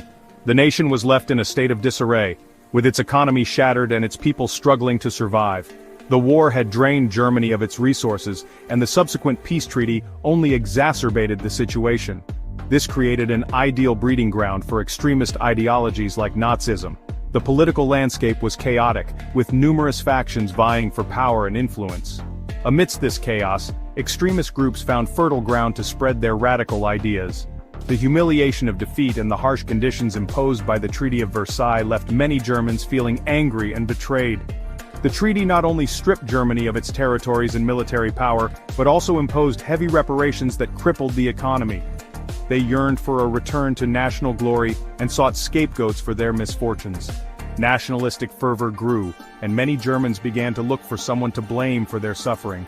This sense of betrayal and desire for revenge became a powerful force in German society. Hyperinflation wiped out savings and plunged the middle class into poverty. The value of the German mark plummeted, and people found themselves unable to afford basic necessities. This economic instability further fueled the sense of desperation and hopelessness. Mass unemployment fueled a sense of desperation and hopelessness, making radical solutions increasingly appealing. With millions out of work, the social fabric of the nation began to unravel. People were willing to listen to anyone who promised a way out of their dire situation. Traditional political parties seemed unable to offer effective solutions, further eroding public trust in the existing order. The Weimar Republic was seen as weak and ineffective, unable to address the pressing issues facing the nation. This lack of confidence in the government created a vacuum that extremist groups were eager to fill. In this climate of uncertainty and fear, extremist groups, including the fledgling Nazi Party, found a receptive audience for their message of hate and resentment. They promised strong leadership and a return to national greatness, appealing to those who felt abandoned by the current system. They exploited economic anxieties, preyed on national pride, and skillfully channeled public anger towards scapegoats like Jews and communists. By identifying clear enemies, they provided simple answers to complex problems which resonated with a populace desperate for change. Hitler's own experiences of poverty and social alienation in Vienna resonated with the anxieties of many Germans. His personal story of struggle and his ability to articulate the frustrations of the masses made him a compelling figure. He offered a seductive, albeit dangerous vision of a powerful and racially pure Germany that would reclaim its rightful place in the world. This vision, combined with his charismatic oratory, drew many to his cause, setting the stage for the rise of one of history's most infamous regimes. In 1919, Hitler joined a small and obscure political party called the German Workers' Party. This party shared his extreme nationalist and anti-Semitic views. Hitler quickly rose through the ranks, becoming its leader in 1921. He proved to be a charismatic and effective speaker, captivating audiences with his fiery rhetoric. Under Hitler's leadership, the party changed its name to the National Socialist German Workers' Party, or Nazi Party for short. He adopted the swastika as the party symbol and created a paramilitary organization called the Sturmabteilung, or SA. The SA, also known as brown shirts, were used to intimidate opponents and disrupt political meetings. The Nazi Party initially remained a fringe group with limited appeal. However, the party's fortunes changed dramatically after the Wall Street crash of 1929. The crash triggered a global economic depression, hitting Germany particularly hard. Millions were thrown out of work, and support for the Nazis surged. People were desperate for change, and saw Hitler as a strong leader who could restore Germany to greatness. The year was 1918. World War I was finally over. Germany was on the losing side. They signed a treaty called the Treaty of Versailles, which blamed Germany for the war. Germany had to pay a lot of money and give up land. Their military was also limited. This made the German people angry and ashamed. They felt like their leaders had betrayed them. The country was in chaos, with different groups fighting for control. In 1919, they tried to start a democracy called the Weimar Republic, but it was weak from the beginning. The government had many problems, especially with the economy and extreme political groups. People wanted a strong leader who could bring back Germany's pride. They didn't know that a dangerous man, Adolf Hitler, would soon appear. In the 1920s, Germany started to recover. But then, the Wall Street crash of 1929 happened, and the whole world went into a Great Depression. Germany was hit very hard. Many people lost their jobs and their savings. Money became worthless. People were starving and desperate. This economic crisis made people lose faith in the Weimar Republic. They wanted a solution, any solution. Extreme political parties both on the left and the right became popular. The Nazis, led by Hitler, took advantage of this. They offered simple answers to complicated problems. They blamed the Jews, communists, and other groups for Germany's problems. Many Germans started to believe them. The Nazi Party started in 1920. At first it was a small group with little power. Hitler joined in 1921 and quickly became a leader. He was a captivating speaker who appealed to people's emotions. His speeches were full of nationalistic ideas. He promised to make Germany great again and blamed the Jews and minorities for their problems. The Nazi Party slowly became more popular in the 1920s. The Great Depression gave them a huge opportunity. They promised jobs, food, and a return to Germany's former glory. This message resonated with people who were unemployed, hopeless, and felt betrayed by the government. The Nazis also used violence and intimidation against their opponents. Their paramilitary group, the SA, scared people and spread fear. By 1932, the Nazi Party was the biggest party in the Reichstag, Germany's parliament. This rise to power was not sudden, but the result of years of strategic planning, propaganda, and exploitation of the economic and political instability that plagued Germany after World War I. The Nazis promised to restore Germany to its former glory, a message that resonated with many Germans who were disillusioned with the current state of affairs. In January 1933, President Paul von Hindenburg appointed Hitler as Chancellor of Germany. Hitler quickly took control. This appointment was a pivotal moment in history, as it marked the beginning of the end for the Weimar Republic and the start of a totalitarian regime.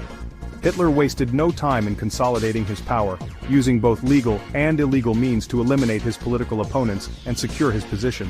When the Reichstag building burned down in a suspicious fire, he used it as an excuse to take away people's freedoms. The Reichstag fire decree allowed him to arrest communists and other political adversaries, effectively silencing any opposition.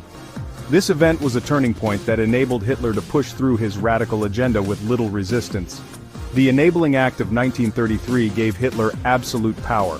This act allowed him to enact laws without the involvement of the Reichstag, effectively rendering the parliament obsolete.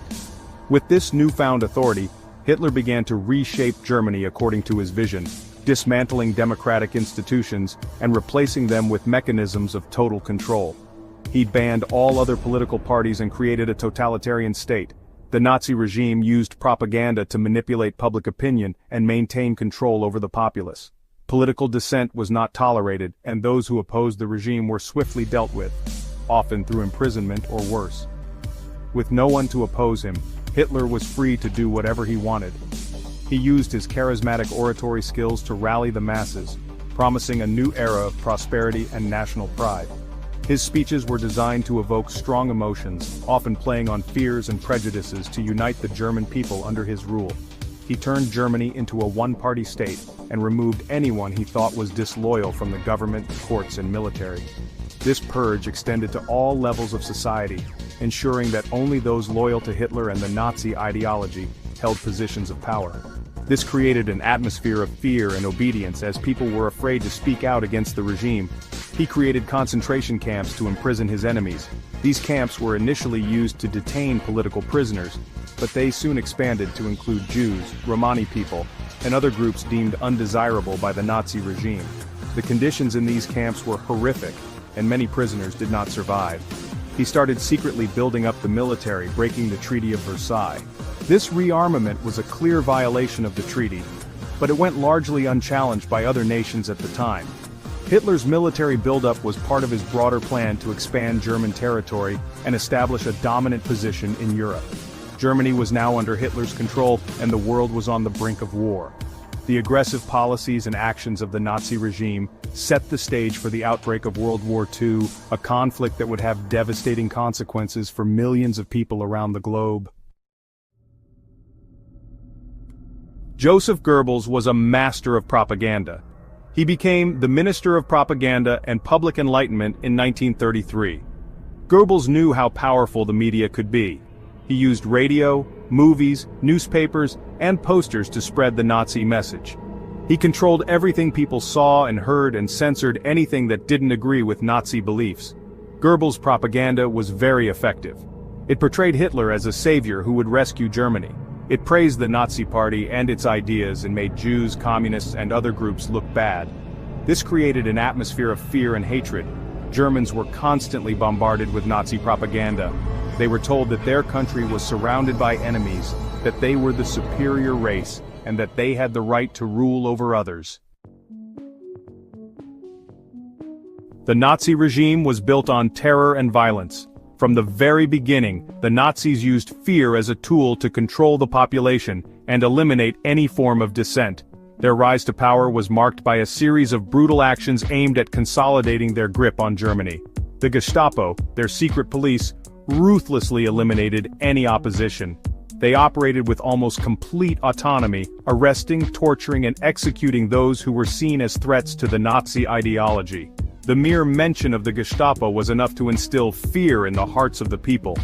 Concentration camps like Dachau and Buchenwald were built to imprison anyone the Nazis didn't like, political opponents, intellectuals, and anyone who dared to speak out against the regime.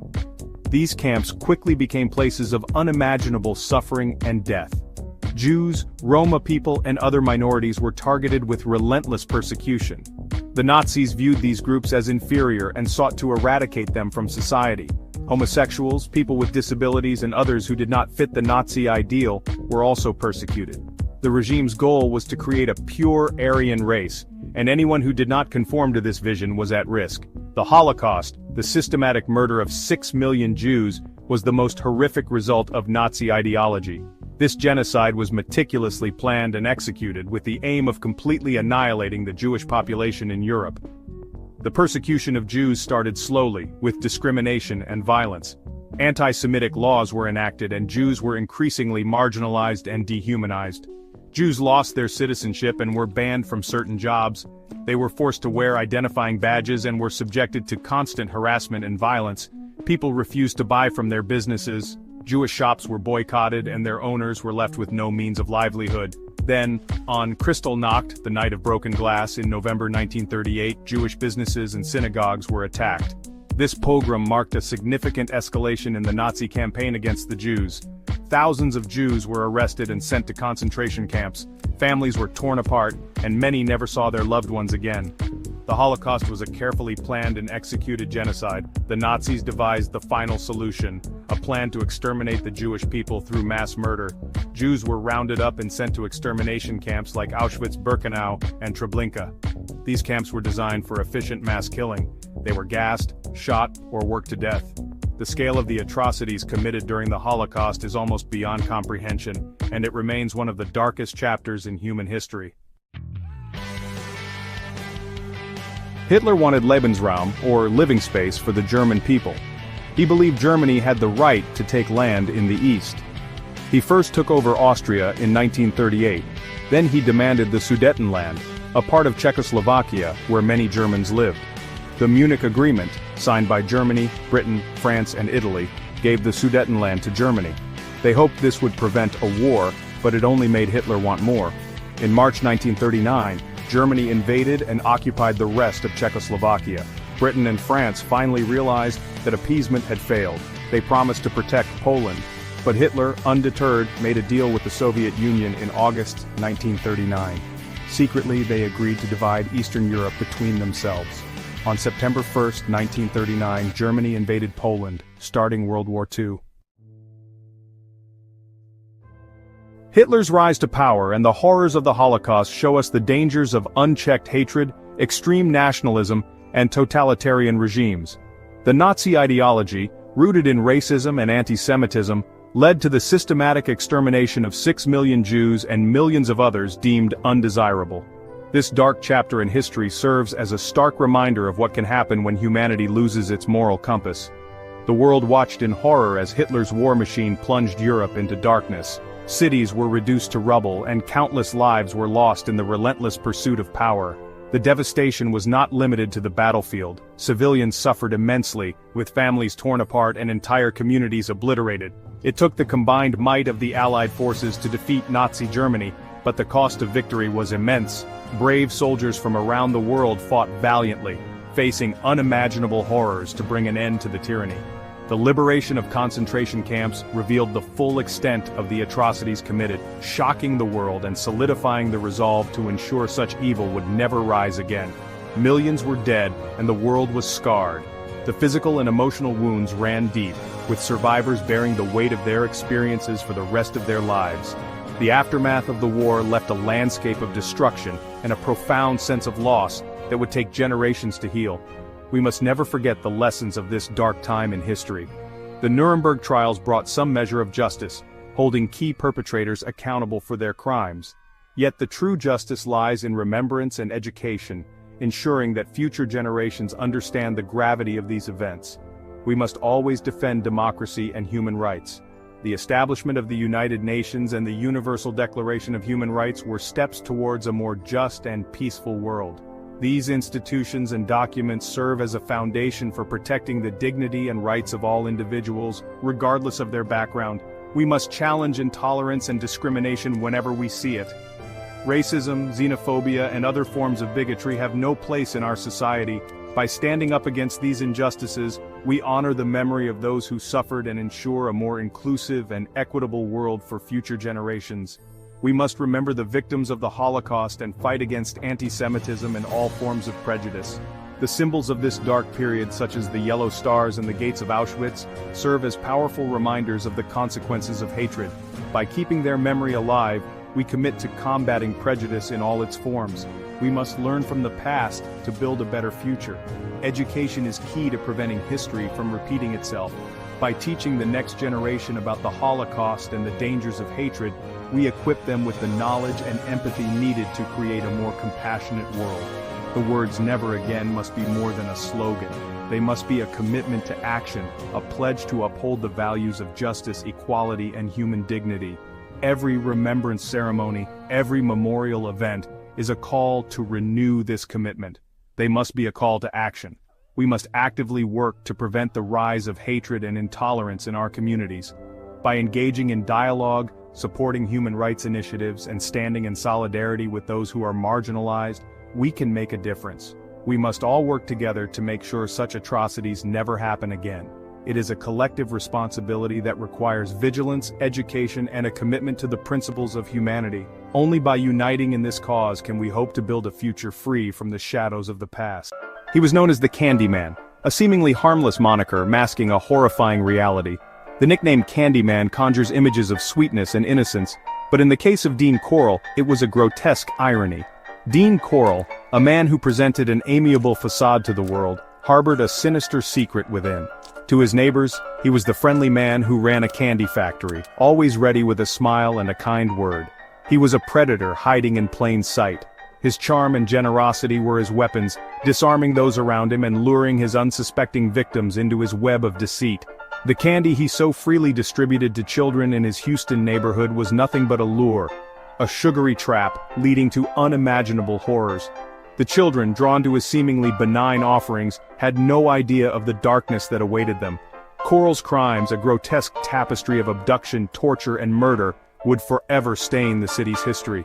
His methods were as chilling as they were methodical, turning his home into a house of horrors where innocence was brutally extinguished. His victims, all young boys, became tragic testaments to his depravity. Each face, each name, a reminder of lives cut short and families shattered by his monstrous actions. Their youthful innocence stood in stark contrast to the darkness that consumed them within the walls of Corll's home, a place that should have been a sanctuary, but instead became a tomb. The very walls seemed to echo with the silent screams of his victims, a haunting reminder of the evil that lurked within. The Candyman's reign of terror, stretching from 1970 to 1973, left an indelible mark on the hearts of Houstonians. The community, once vibrant and trusting, was plunged into a state of fear and suspicion.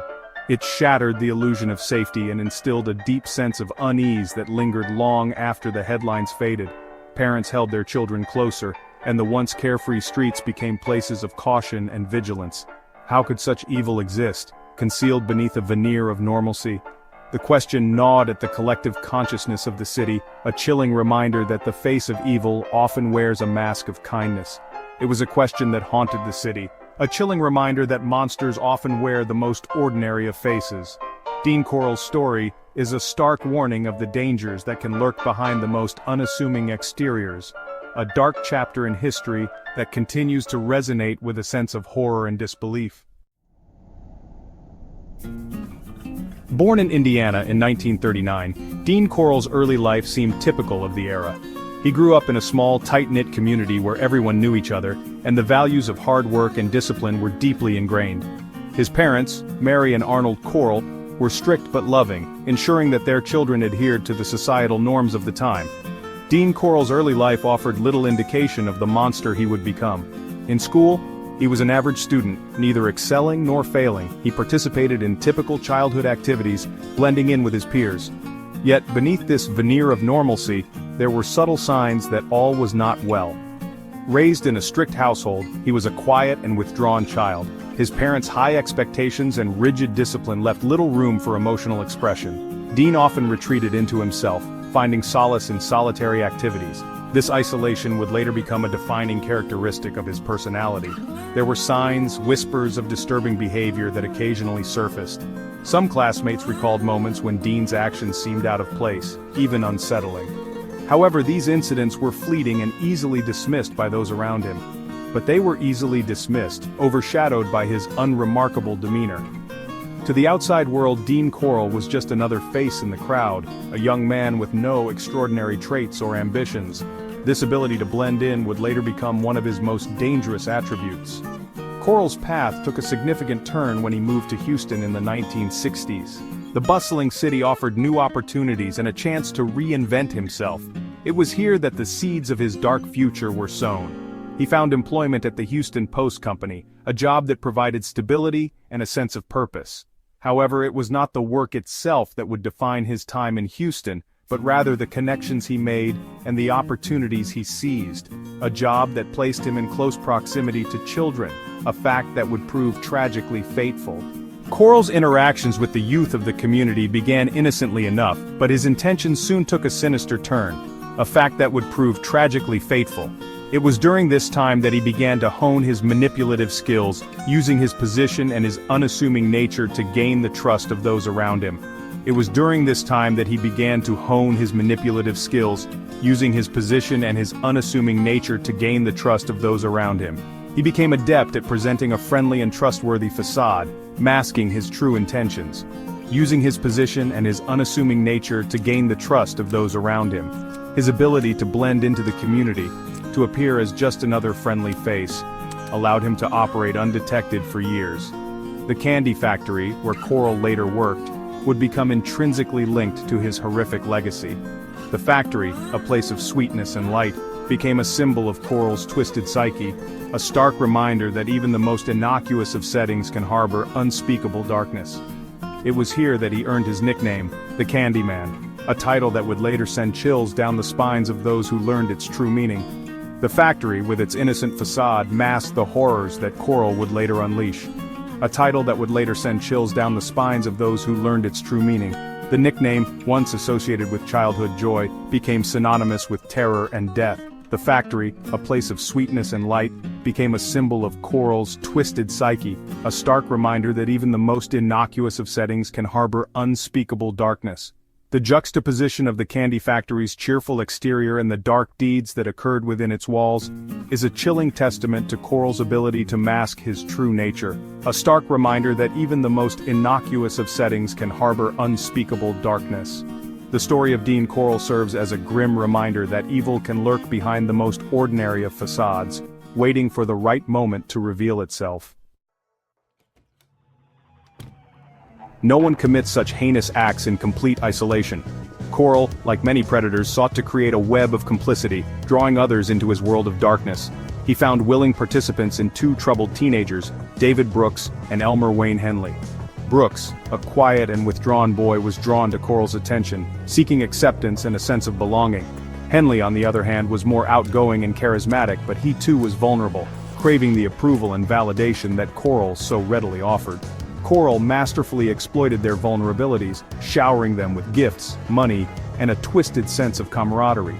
He manipulated them, gradually desensitizing them to the horrors he inflicted until they became active participants in his gruesome games. Brooks and Henley, once victims themselves, were transformed into perpetrators, forever bound to the man who had orchestrated their descent into darkness. Coral's methods were chilling in their simplicity and effectiveness. He had a way of blending into the background, appearing as just another friendly face in the neighborhood. This facade allowed him to gain the trust of his unsuspecting victims with ease. He preyed on vulnerable boys, often runaways or those from troubled homes, using the allure of free candy and the promise of a good time to lure them back to his house.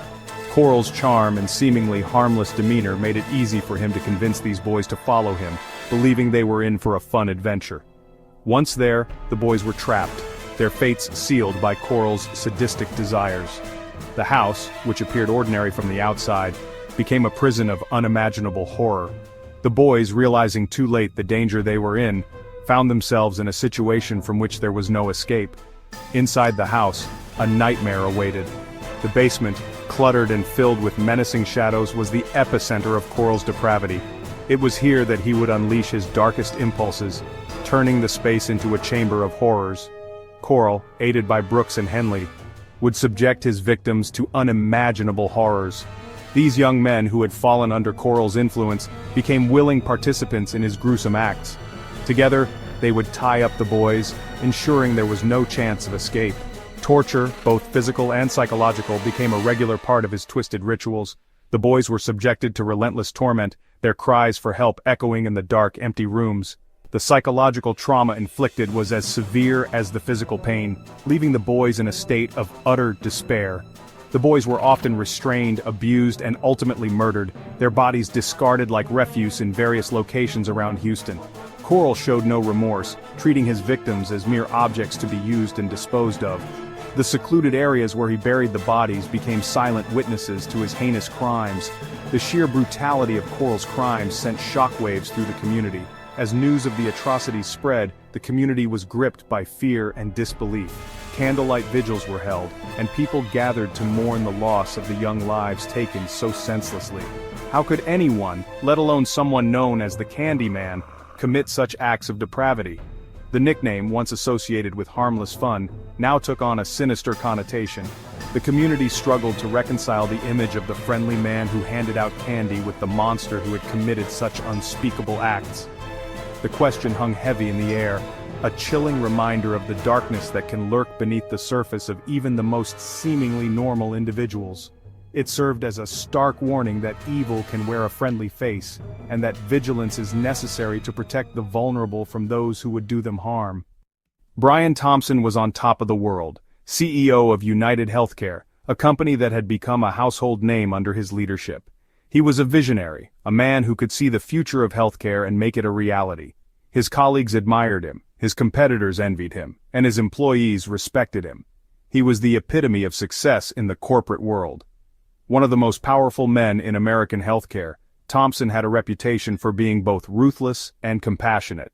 He knew how to make tough decisions, but he also knew the importance of empathy in the healthcare industry. His influence extended beyond the boardroom.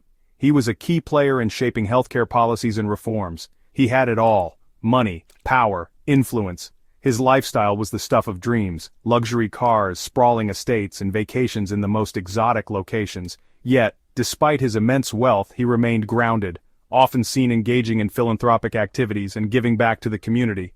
Then it was over. Just like that. In a matter of seconds, the life of a man who seemed invincible was cut short.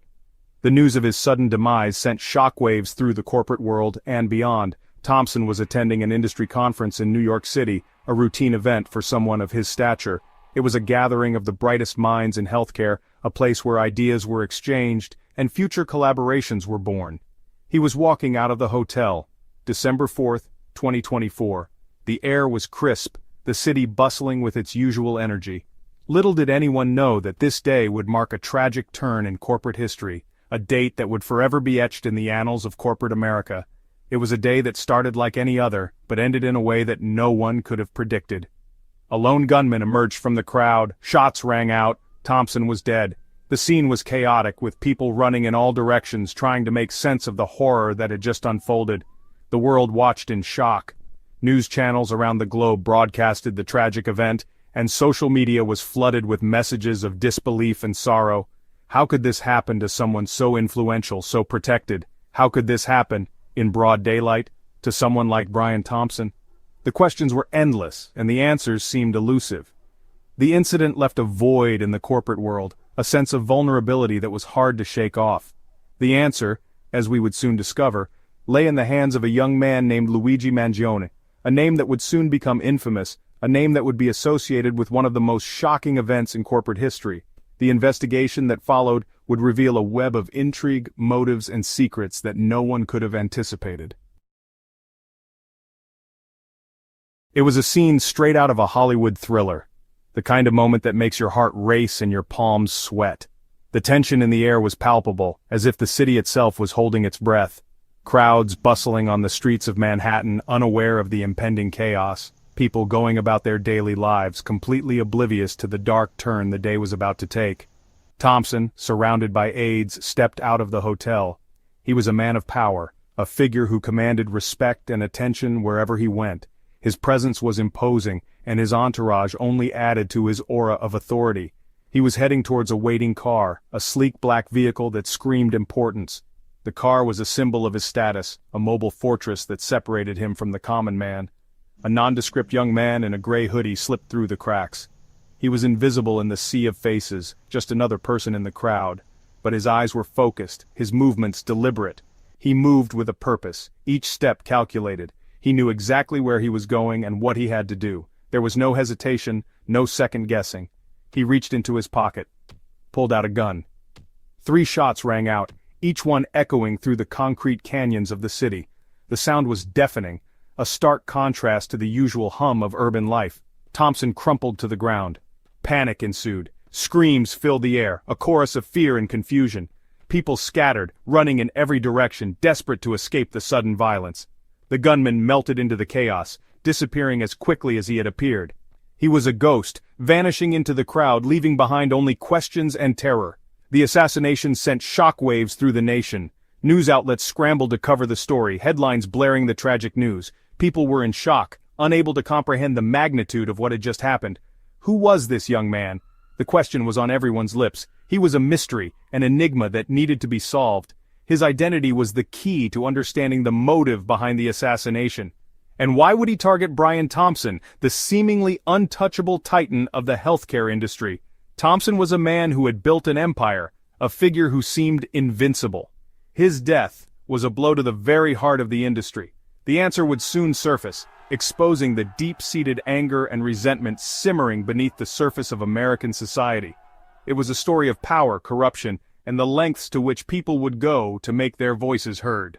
The assassination was just the beginning, a spark that would ignite a firestorm of revelations and consequences.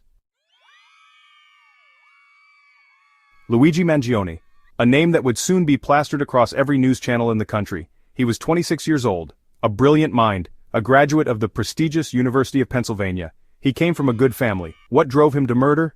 Mangione's life was a study in contrasts, a bright future ahead of him. Yet he harbored a dark secret, a seething rage against the healthcare system. He believed it was a system rigged against the ordinary American. He saw Brian Thompson as the embodiment of that system, the architect of its greed and indifference. The United States healthcare system, a system designed to maximize profits, not save lives.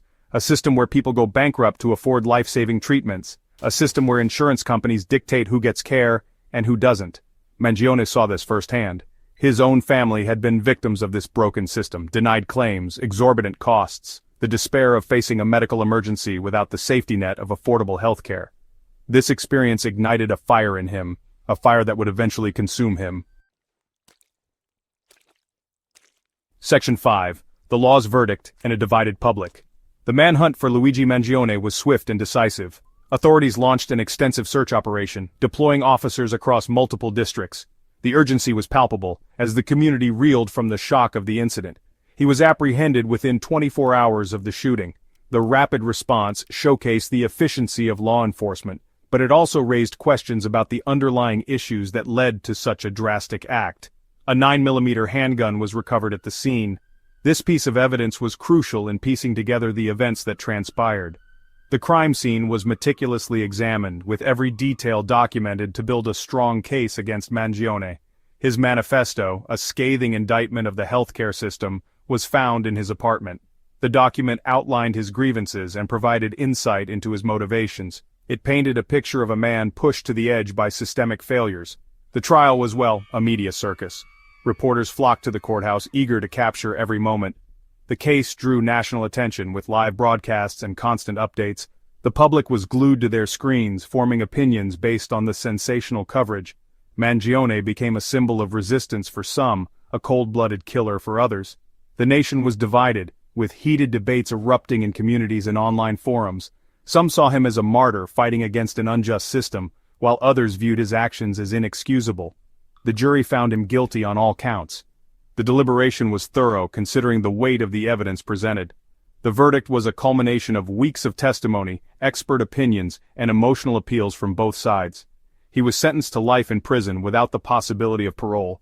The judge's decision was met with mixed reactions. For some, it was a just punishment for a heinous crime. For others, it was a stark reminder of the issues that remain unresolved. The verdict did little to quell the debate raging across the country. The case highlighted deep-seated issues within the healthcare system and the justice system. As discussions continue, the story of Luigi Mangione serves as a catalyst for change, urging society to address the root causes of such tragedies. Section 6. Echoes in the corporate halls of United Healthcare. The murder of its CEO sent shockwaves through United Healthcare, a wave of fear, uncertainty. The company went into damage control mode, issuing statements, holding press conferences, but the damage was done. The company's reputation lay in tatters, its stock price plummeted. The public's trust, already fragile, was shattered. The murder forced the company to confront a truth it had long tried to ignore. The American people were fed up with the healthcare system. Section 7. A nation divided, a system on trial. The murder of Brian Thompson exposed a deep divide in American society. On one side, those who condemned the violence. They called for justice. They mourned the loss of a brilliant business leader. On the other side, those who saw Mangione as a folk hero, a vigilante who had struck a blow against corporate greed. The case sparked a national conversation about the state of healthcare in America, about the role of corporations in society, about the very nature of justice. It was a conversation that had been long overdue. Section 8. Where do we go from here? The murder of Brian Thompson was a tragedy, a life cut short, a family torn apart, but it was also a wake-up call, a stark reminder that the American healthcare system is broken, that corporate greed has consequences, that we can no longer ignore the plight of millions of Americans who are suffering. The question now is, what are we going to do about it? Section 9. A call for action. We, the American people, have the power to change things. We can demand better from our elected officials. We can hold corporations accountable for their actions. We can create a healthcare system that works for everyone, not just the wealthy and powerful. The time for complacency is over. The time for action is now. Let the death of Brian Thompson not be in vain. Let it be the catalyst for real and lasting change. Let us honor his memory by creating a more just and equitable society for all. Los Angeles, 1977. A sprawling metropolis, known for its glitz and glamour, where dreams were made and broken. The city was a beacon for those seeking fame and fortune, a place where the American dream seemed within reach. But as the sun set and the city lights flickered on, a different Los Angeles emerged. A city of dreams, bathed in the golden glow of Hollywood. The iconic Hollywood sign stood tall, a symbol of hope and aspiration. Hollywood Boulevard buzzed with life, its bright lights and bustling streets a testament to the city's allure. Yet for every star that shone brightly, there were countless others who faded into obscurity. But beneath the glamour, a darkness lurked. The back streets and alleyways told a different story, one of desperation and danger. Shadows moved stealthily, and the air was thick with an unspoken tension. It was a city of contrasts, where the line between dreams and nightmares was often blurred. The air, thick with smog and unease. The infamous Los Angeles smog cast a pall over the city, a constant reminder of its environmental struggles. Streetlights struggled to pierce through the haze, creating an eerie, almost surreal atmosphere. It was as if the city itself was suffocating under the weight of its own contradictions. The streets, alive with whispers of something sinister, conversations in hushed tones, furtive glances, and the ever-present sense of being watched. It was a city on edge, where trust was a rare commodity. The whispers hinted at a growing menace, an evil that was slowly taking root. An evil was about to rise, casting a long, terrifying shadow over the city of angels. The signs were there for those who knew where to look. Dark clouds gathered on the horizon, both literally and metaphorically. The city was on the brink of a nightmare, one that would leave an indelible mark on its history. The late 70s were a time of change and uncertainty. The cultural landscape was shifting, and with it, the mood of the city. People walked the streets in their bell-bottoms and platform shoes, trying to hold on to a sense of normalcy. But beneath the surface, there was a growing sense of unease. The Vietnam War had left its scars, and a sense of disillusionment hung heavy in the air.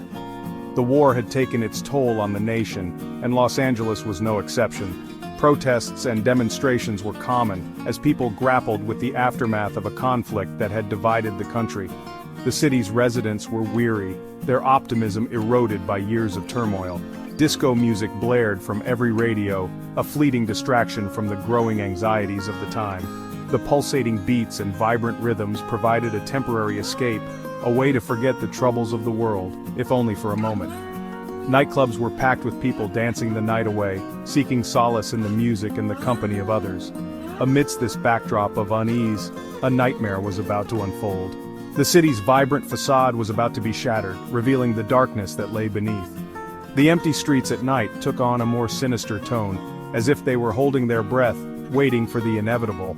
The city of angels, once a beacon of hope and opportunity, was about to become synonymous with terror. The storm clouds gathered, casting long shadows over the city's landmarks. The Hollywood sign, once a symbol of dreams, now seemed to foretell a grim future. The city was on the brink of a transformation, one that would forever alter its identity. The Hillside Stranglers were about to etch their names in the annals of criminal history, forever changing the landscape of fear in Los Angeles. Their reign of terror would leave an indelible mark on the city, a chilling reminder of the darkness that can lurk beneath even the brightest of lights. The city of angels would never be the same again. October 17, 1977. It was a day like any other, or so it seemed. The city of Los Angeles was bustling with its usual energy, unaware of the dark cloud that was about to descend upon it. The day the nightmare began. As the sun set, casting long shadows over the city, an eerie stillness took hold. The streets, usually filled with the sounds of life, seemed unusually quiet, as if the city itself sensed the impending doom. A jogger made a grim discovery on a hillside overlooking the city. The early morning light did little to soften the horror of what lay before them. The serene view of the city below was starkly contrasted by the gruesome scene on the hillside. A young woman's body lay discarded, her lifeless eyes staring blankly at the heavens. The scene was haunting, a stark reminder of the fragility of life and the presence of evil. Her name was Yolanda Washington, the first victim of a terrifying reign of terror. Yolanda was more than just a name in the headlines. She was a daughter, a friend, a young woman with dreams and aspirations. Yolanda, a bright and beautiful young woman, had been brutally murdered. Her smile, once full of life, was now a memory cherished by those who knew her. The brutality of her death left a scar on the community, a wound that would take time to heal. Her body bore the marks of torture, her life extinguished in a horrific manner.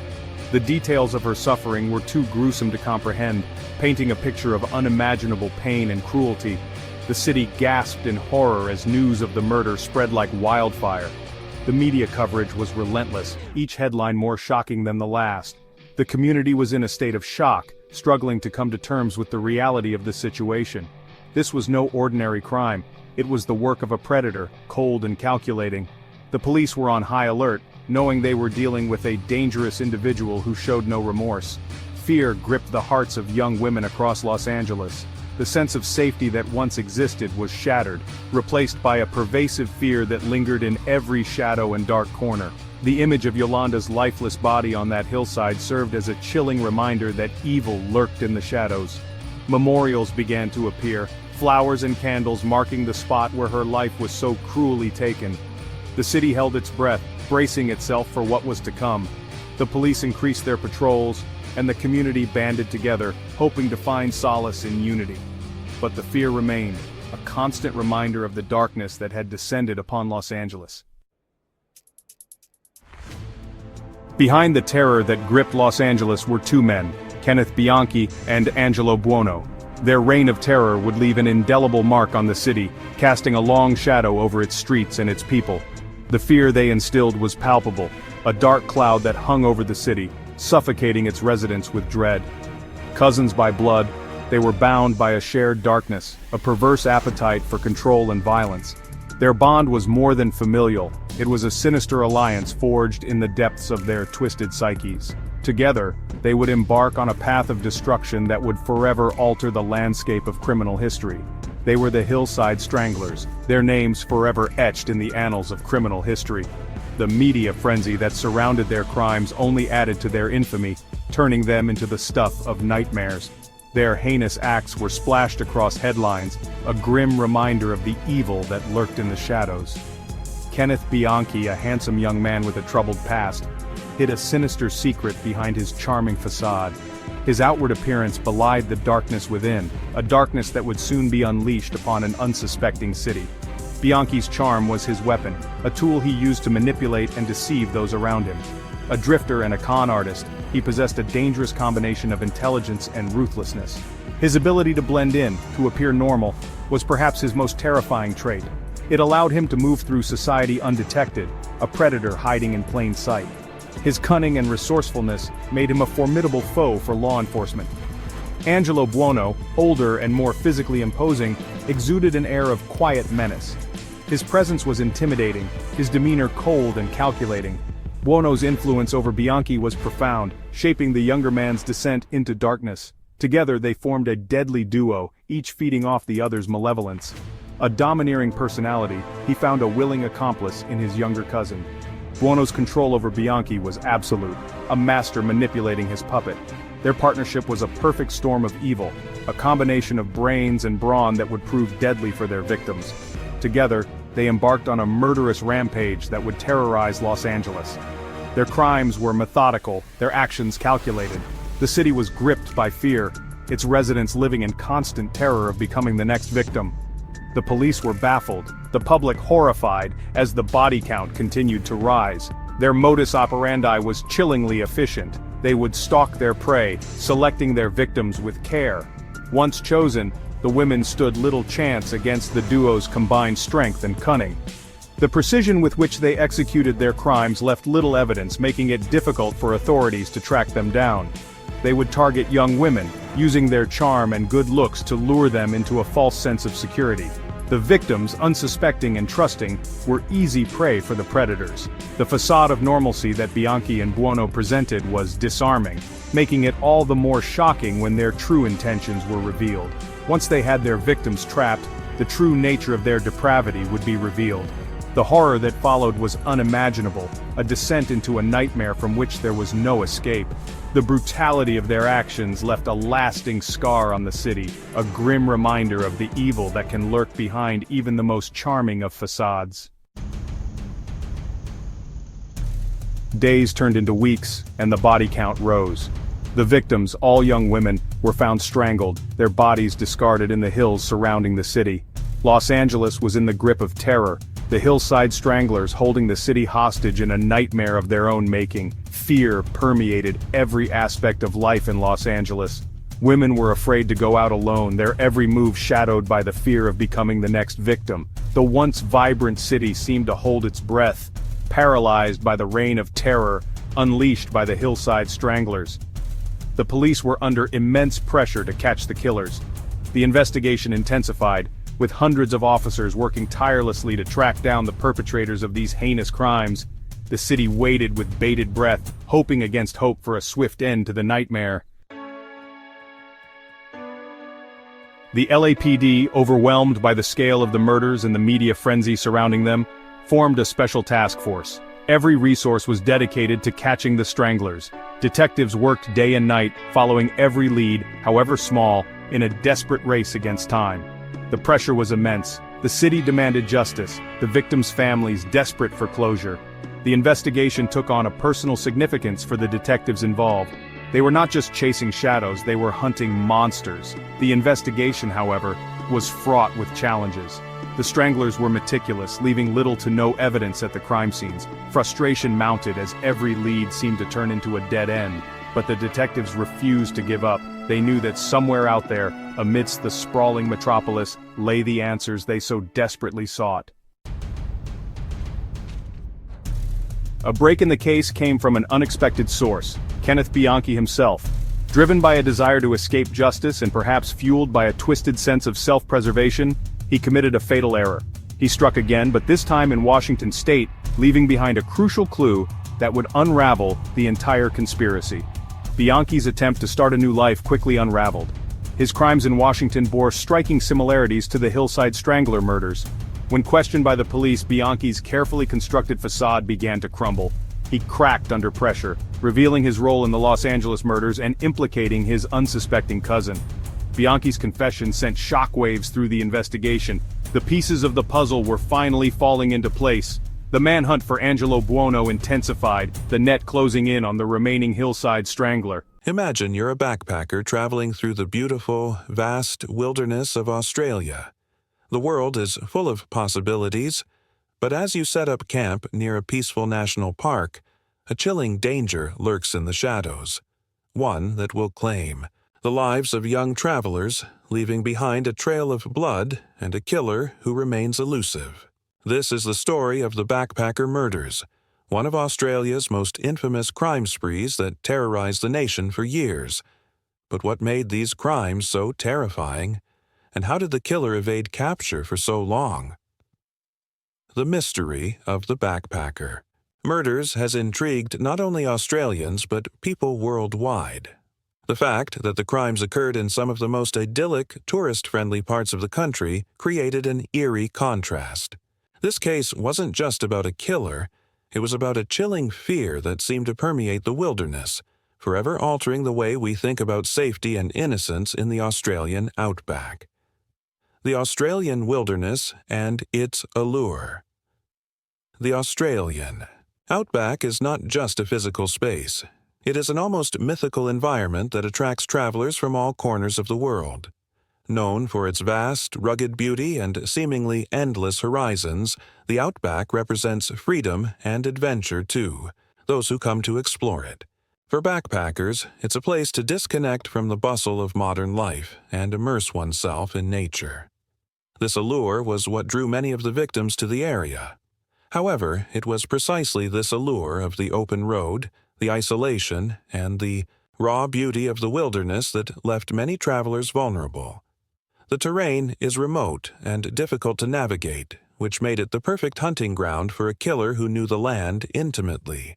For the victims, the promise of adventure would soon turn into a horrifying nightmare. The outback was no longer just a destination for exploration, but became a place of unimaginable fear. The victims. Innocence. Lost when we think of the backpacker murders, it's important to remember the victims. These weren't just nameless statistics in a crime story. They were young people, often far from home, in the prime of their lives, eager to experience the world. Caroline Clark and Joanne Walters, two British backpackers, were among the first to disappear in 1990. Their fates set off the chilling chain of events that would unfold. The loss of young travelers from other parts of the world, like Germany's Anja Habschied and Gabor Neugebauer, or the tragic deaths of others who were yet to be found, sent shockwaves through the global community. For many, it served as a cautionary tale about the dangers lurking beyond the postcard-perfect view of Australia. These murders not only left an indelible mark on their families, but also served as a tragic reminder of the risks faced by those who ventured into unfamiliar lands. For the families and friends of the victims, the mystery surrounding the deaths would haunt them forever, with their grief compounded by the years of uncertainty. a series of unexplained disappearances. The first victims, Clark and Walters, vanished in the New South Wales area, a region often frequented by tourists. Their disappearance was initially brushed off as another unfortunate incident in the unpredictable life of a backpacker. Many people were quick to chalk it up to the usual dangers of the road: hitchhiking, remote camping, or simply falling prey to the unpredictable nature of the outback. However, as other backpackers went missing or were found, brutally murdered, it became clear that these weren't isolated incidents. These young women weren't just part of a statistic of the backpacker lifestyle. They were victims of a calculated, horrific crime. The increasing number of disappearances painted a chilling picture that would soon lead to the realization that the killer was targeting a specific group of people, travelers who trusted the open road, but whose trust would soon be betrayed. The evidence. What was left behind? The first major clue came when the bodies of Clark and Walters were discovered in a remote area near Belanglo State Forest, which would become infamously linked to the murders. The remains were badly decomposed, complicating the task of identifying the cause of death. Early forensic examination showed signs of sexual assault and brutal violence, suggesting that these murders weren't crimes of opportunity, but carefully planned and executed. As more bodies were discovered, each revealing similar signs of torture and violent death, it became evident that this was the work of a serial killer, someone who was not acting out of impulsive rage but out of calculated desire. The evidence at each crime scene became increasingly chilling as investigators pieced together the puzzle. The sheer brutality and the methodical nature of the killings painted a portrait of a killer who thrived on power and control over his victims, leaving investigators to confront the terrifying reality of a serial predator hiding in plain sight. The killer's modus operandi. Striking in the outback, a hallmark of a serial killer's behavior is their consistency in how they choose and kill their victims. In the case of the backpacker murders, the killer exhibited a distinct modus operandi. Victims were often backpackers traveling alone or in pairs, and they were typically hitchhiking, a common practice for travelers in Australia. The killer preyed on their vulnerability, offering them rides and luring them to secluded areas where he could overpower them. Milat's choice of victims, young, inexperienced backpackers, was not random. It reflected a deep understanding of the area and its landscape, coupled with the knowledge that such isolated settings would provide ample opportunity to strike without being detected. Milat, as authorities later discovered, had a connection to the terrain. His knowledge of the land made him a ghost in the wilderness, able to elude authorities while his victims suffered unimaginable horrors. Police investigations. The early days of the hunt in the beginning, authorities struggled to make the connection between the various murders. The remote locations of the crime scenes and the lack of solid evidence caused many to treat the deaths as isolated, unrelated events. This initial lack of coordination between law enforcement agencies was a major hindrance, as police were unable to recognize the emerging pattern. The forensic clues that changed everything. The case broke open with the discovery of the body of German backpacker Anja Habschied in 1991. Her body showed signs of similar violence to previous victims, which allowed detectives to finally connect the dots. Forensic evidence, including hair and fibers, linked her death to the earlier killings. This was the turning point in the investigation. From this point on, police began to focus their efforts on identifying a suspect who was familiar with the outback and the backpacking lifestyle. Milat became a person of interest after it was discovered that he had been in the areas where some of the bodies had been found, and his criminal history raised red flags. This was the moment when the investigation started to gain real momentum. The rise of a suspect. Ivan Milat's connection. Ivan Milat, a 47-year-old man with a history of violence, was arrested in 1992. Milat had long been under suspicion, but It wasn't until investigators pieced together evidence from various sources that they were able to build a case against him. His connection to the area and his criminal background made him an obvious suspect. What made Milat particularly chilling was his ability to blend into society. He was a man who, on the surface, seemed normal, working in various blue-collar jobs, living a relatively mundane life, but beneath the facade he was capable of horrific acts. His arrest shocked many who had known him, as the man behind the killings was not some stranger or outsider, but someone who had quietly slipped through the cracks of society. The arrest and investigation. Milat's dark past, Milat's arrest, did not come as a complete surprise. His history of violence, including accusations of sexual assault and intimidation, painted a picture of someone who could easily be capable of the gruesome murders. In fact, the more investigators dug into his past, the more disturbing details emerged. Milat had a history of violent behavior dating back to his youth. He had been known for his temper and had a fascination with weapons. He was also an expert in the terrain of the outback, a trait that allowed him to commit these heinous acts with an almost predatory precision. The police found that he had been in the areas where many of the victims had last been seen. His dark past and knowledge of the land made him the perfect candidate for the role of the backpacker killer. The trial. Unraveling the mystery of Milat's actions. The trial of Ivan Milat captivated Australia and the world. As the evidence mounted against him, it became clear that he had committed a series of murders with chilling consistency. His methodical planning, the brutality of his actions, and the lack of remorse were all key factors in his conviction. For many, the trial also raised deeper questions about the nature of evil. How could someone like Milat, who blended in with everyday life, harbor such violent tendencies?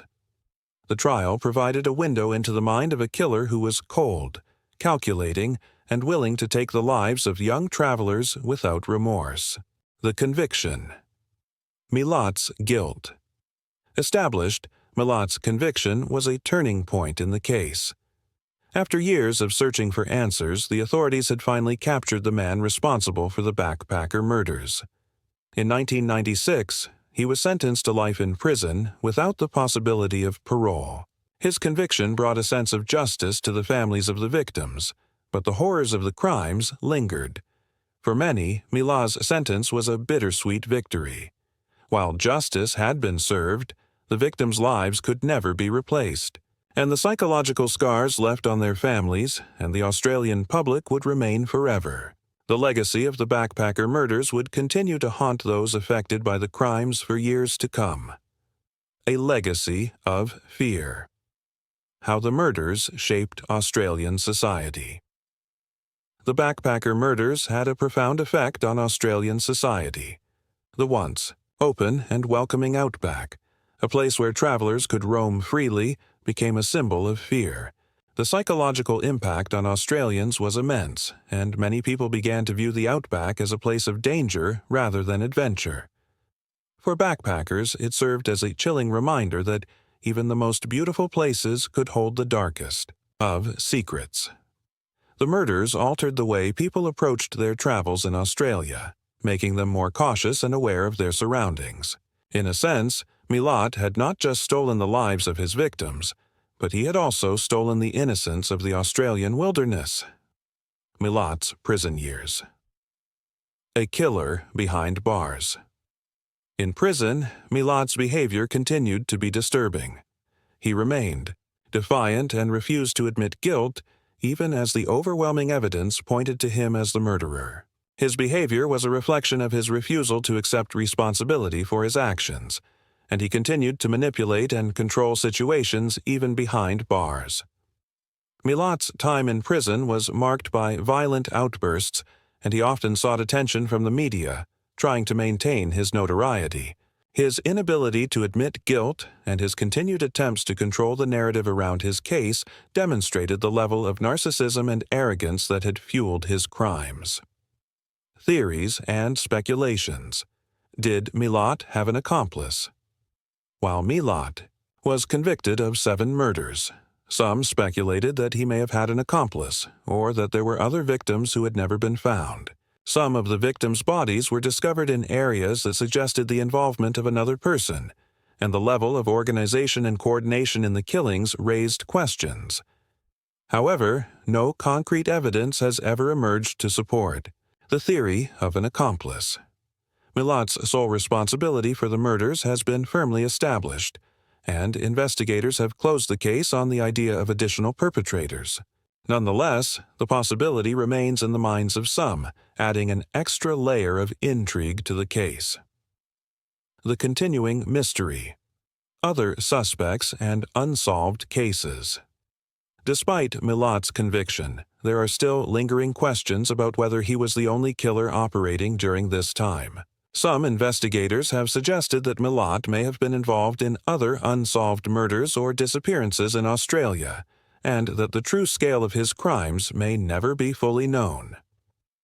The backpacker murders case remains a subject of debate and investigation, with some theorists wondering whether other killers might have been active in the same areas during the same period. This mystery continues to haunt both investigators and the public. Impact on law enforcement. Changes in police procedure. The backpacker murders had a lasting impact on law enforcement in Australia. The case highlighted the importance of using modern forensic techniques, such as DNA analysis and more sophisticated investigative tools, to track and capture serial killers. Police also began to rethink how they investigated murders in rural or remote areas, learning from the mistakes made during the initial stages of the backpacker murders case. In many ways, the case reshaped how law enforcement viewed serial crimes. The need for interagency cooperation and more modern approaches to crime solving became evident, leading to significant changes in policing techniques across Australia. The backpacker murders in popular culture. The story of the backpacker murders has become part of the fabric of Australian crime history. Documentaries, films, and books have been created to explore the case in greater detail, with many focusing on the psychological profile of Milat and the investigation into his crimes. In popular culture, the case has been used as a reference for how serial killers operate, and it continues to serve as a cautionary tale about the dangers that can lurk beneath the surface of seemingly peaceful landscapes. The image of Milat as a cold, calculated killer is one that continues to haunt the collective imagination of the public. The backpacker murders stand as one of the darkest chapters in Australia's criminal history. While justice was eventually served, the deep psychological scars left by Milat's actions cannot be erased. The murders serve as a stark reminder of the evil that can lurk in the most unsuspecting places. Even today, the story of Ivan Milat remains a chilling part of the public's understanding of serial crime. As new generations of travelers continue to visit the Australian outback, they are reminded that, though the danger has passed, the specter of the backpacker murders remains an indelible part of the country's history. The discovery of the Belanglo. Forest mass grave in 1993. The discovery of a mass grave in Belanglo State Forest became one of the most harrowing moments in the investigation. When the police uncovered the remains of several victims in shallow graves, it was clear that the killer had not only been active for years, but had methodically hidden his victims in the heart of the Australian wilderness. The forest was dark, dense, and remote, an environment that made it almost impossible for anyone to stumble upon these bodies unless they knew exactly where to look. The gruesome nature of the find also hinted at the psychological profile of the killer. Belanglo Forest, known for its isolation, served as the perfect location for someone who wanted to conceal their crimes. The fact that the victims' bodies were often disposed of in such a clandestine manner suggested that the killer had a deep desire to remain undetected, a desire that would fuel his actions until his eventual capture. The mind of a killer. Milat's psychological profile.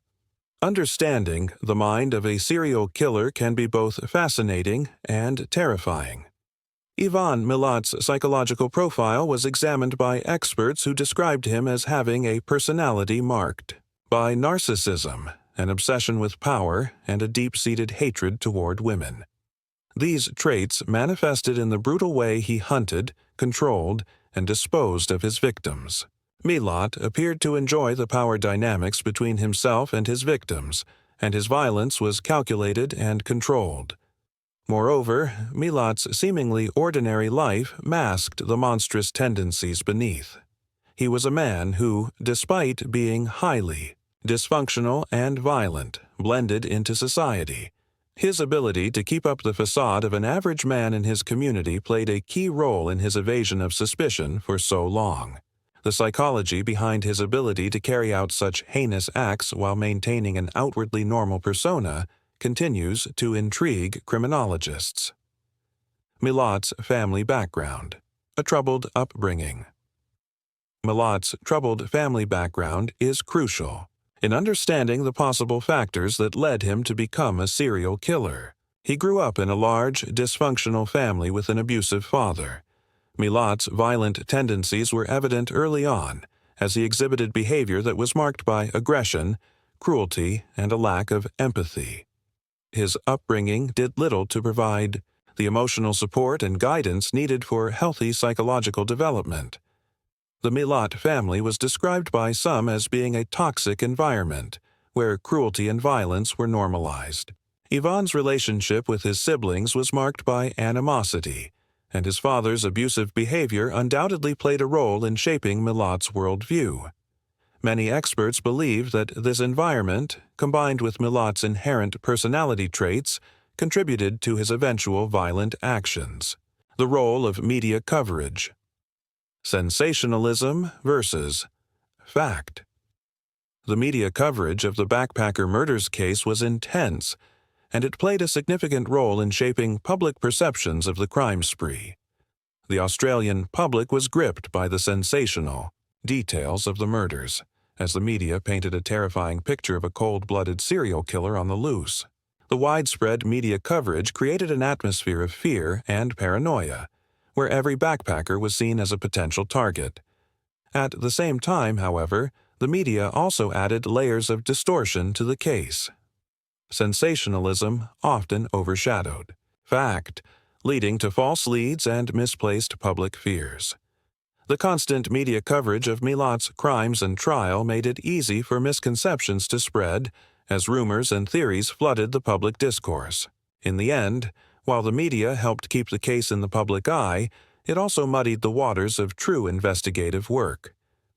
Public fear and the impact on tourism. The backpacker murders had a direct impact on tourism in Australia, especially backpackers, who relied on hitchhiking and camping to explore the country. Australia had long been known for its open and free-spirited tourism culture, but after the murders, many travelers began to rethink their safety.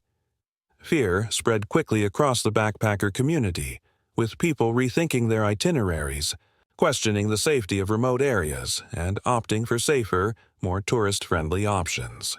The Australian tourism industry was forced to make changes in response to the public outcry. Authorities started to issue safety warnings, advising travelers to avoid certain areas, particularly the outback and Belanglo State Forest. Tour operators. He also began to implement new security measures to ensure the safety of their guests, signaling a shift in how the country was perceived as a safe travel destination. The media's obsession with Milat. The notoriety of the backpacker killer. Milat's arrest and subsequent trial drew widespread media attention, turning him into a notorious figure in Australia's criminal history. This created a complex relationship between the public and the media, as many felt that the media's obsession with Milat's life and actions was unhealthy. While the public had a right to know about the investigation and trial, some argued that sensationalized portrayals of Milat's personality and background were distracting from the true nature of the crime. Milat, who was already narcissistic and attention-seeking, often relished the media spotlight, providing more fuel for the public's curiosity about him. His interviews and court appearances, in which he exhibited no remorse or empathy for his victims, only further cemented his reputation as one of the most frightening criminals in Australian history. The long road to justice. The emotional toll on families. For the families of the victims, the journey to justice was long and agonizing. Many parents and loved ones had to endure years of not knowing the fate of their children. The frustration of unanswered questions, combined with the pain of loss, created a cycle of grief and uncertainty. When the bodies of the victims were finally discovered, it brought closure to the families, but that closure came with the heavy weight of knowing the horrific details of their loved ones' final moments. For the families who had to endure the media frenzy and public speculation, the emotional toll was even greater. While some welcomed the media attention as a way to keep the case alive, others felt that their personal pain was being exploited for public consumption. In the end, the emotional scars left by the backpacker murders were not limited to the victims. Their families carried them for the rest of their lives. Milat's continued denial. The monster who would not admit guilt. Even after his conviction, Milat refused to take responsibility for his actions. He remained defiant, never showing any remorse for the murders he had committed. Throughout his trial and imprisonment, Milat maintained his innocence, a stance that bewildered both his prosecutors and the families of his victims. His complete refusal to admit guilt, despite the overwhelming evidence, highlighted his lack of empathy and inability to accept responsibility for the destruction he had caused. This denial added an extra layer of cruelty to his character. It wasn't just the murders themselves that made Milat terrifying. It was the cold, calculated manner in which he continued to live in denial, attempting to manipulate and control the narrative even after being caught. His actions left a trail of grief and suffering, but his refusal to acknowledge this only served to deepen the pain for those who had been affected by his crimes. The evolution of the case. New evidence and cold case investigations. Though Milat was convicted, the case continues to captivate investigators, journalists, and criminologists.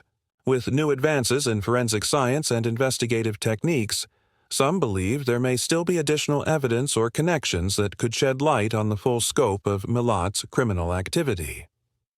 The ongoing fascination with the backpacker murders has led to a continued investigation into Milat's life and other potential crimes he may have committed.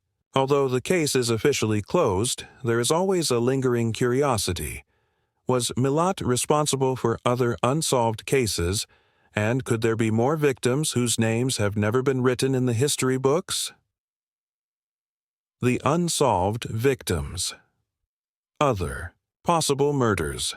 Attributed to Milat as investigators comb through old cases. Questions arise about whether Milat was involved in other murders, particularly those of missing backpackers and travelers during the same time period. While Milat was convicted of 7 murders, there are still several other disappearances that remain unsolved, and some theorists suggest that these could have been Milat's victims as well. The mystery surrounding the true extent of Milat's crimes adds an unsettling layer to the case. Did Milat stop killing after his conviction, or was he merely the tip of a much larger iceberg of violence? This uncertainty will likely continue to haunt both law enforcement and the public for years to come. The backpacker murders' impact on serial killer profiling. The case of the backpacker murders had a lasting impact on the development of criminal profiling techniques.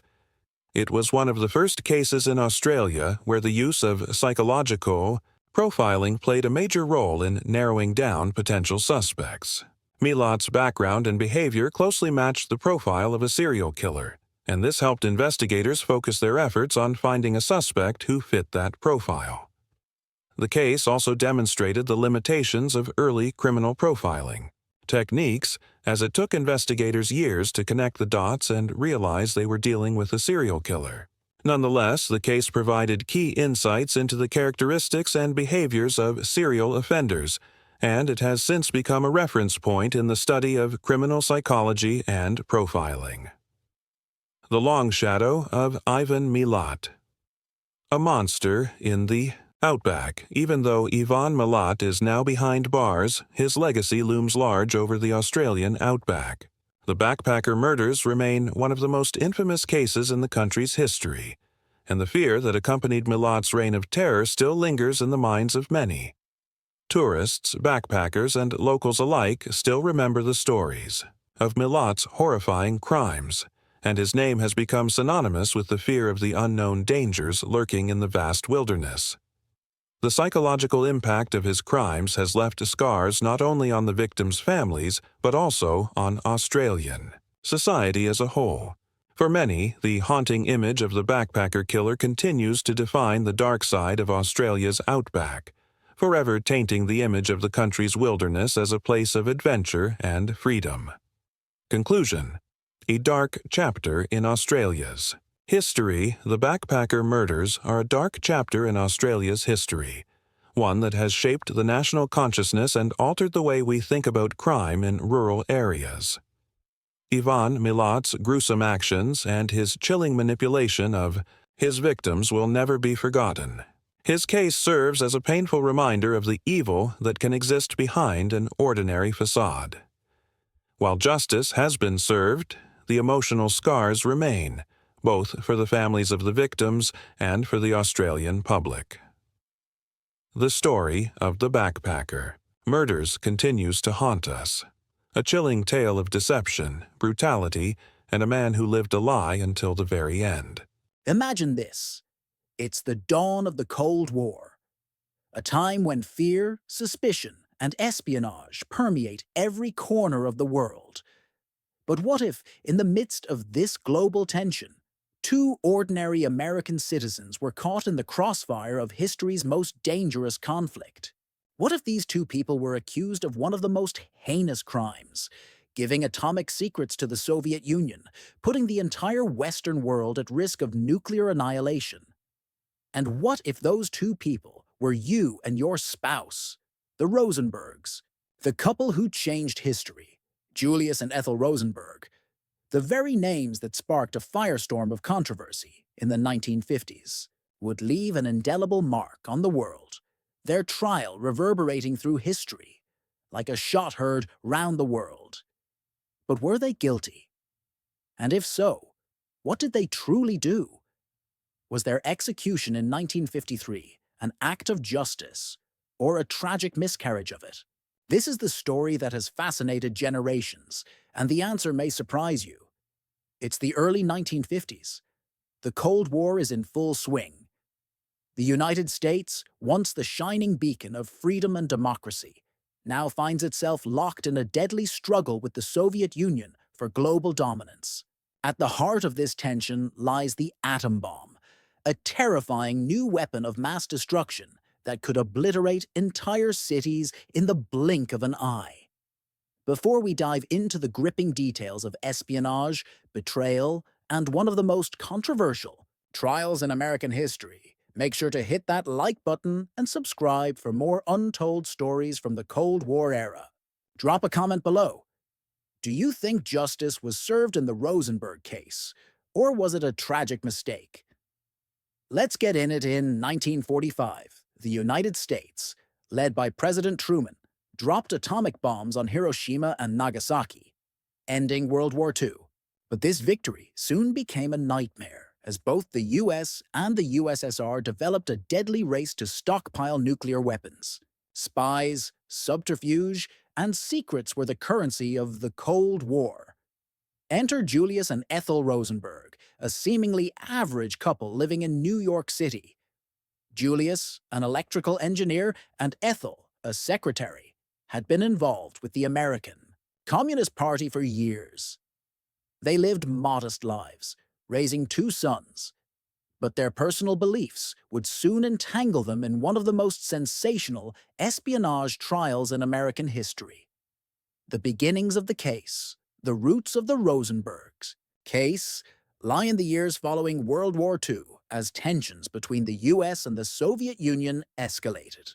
The Rosenbergs, although not high-ranking members of the Communist Party, became entangled in a network of spies who were determined to share America's atomic secrets with the Soviet Union.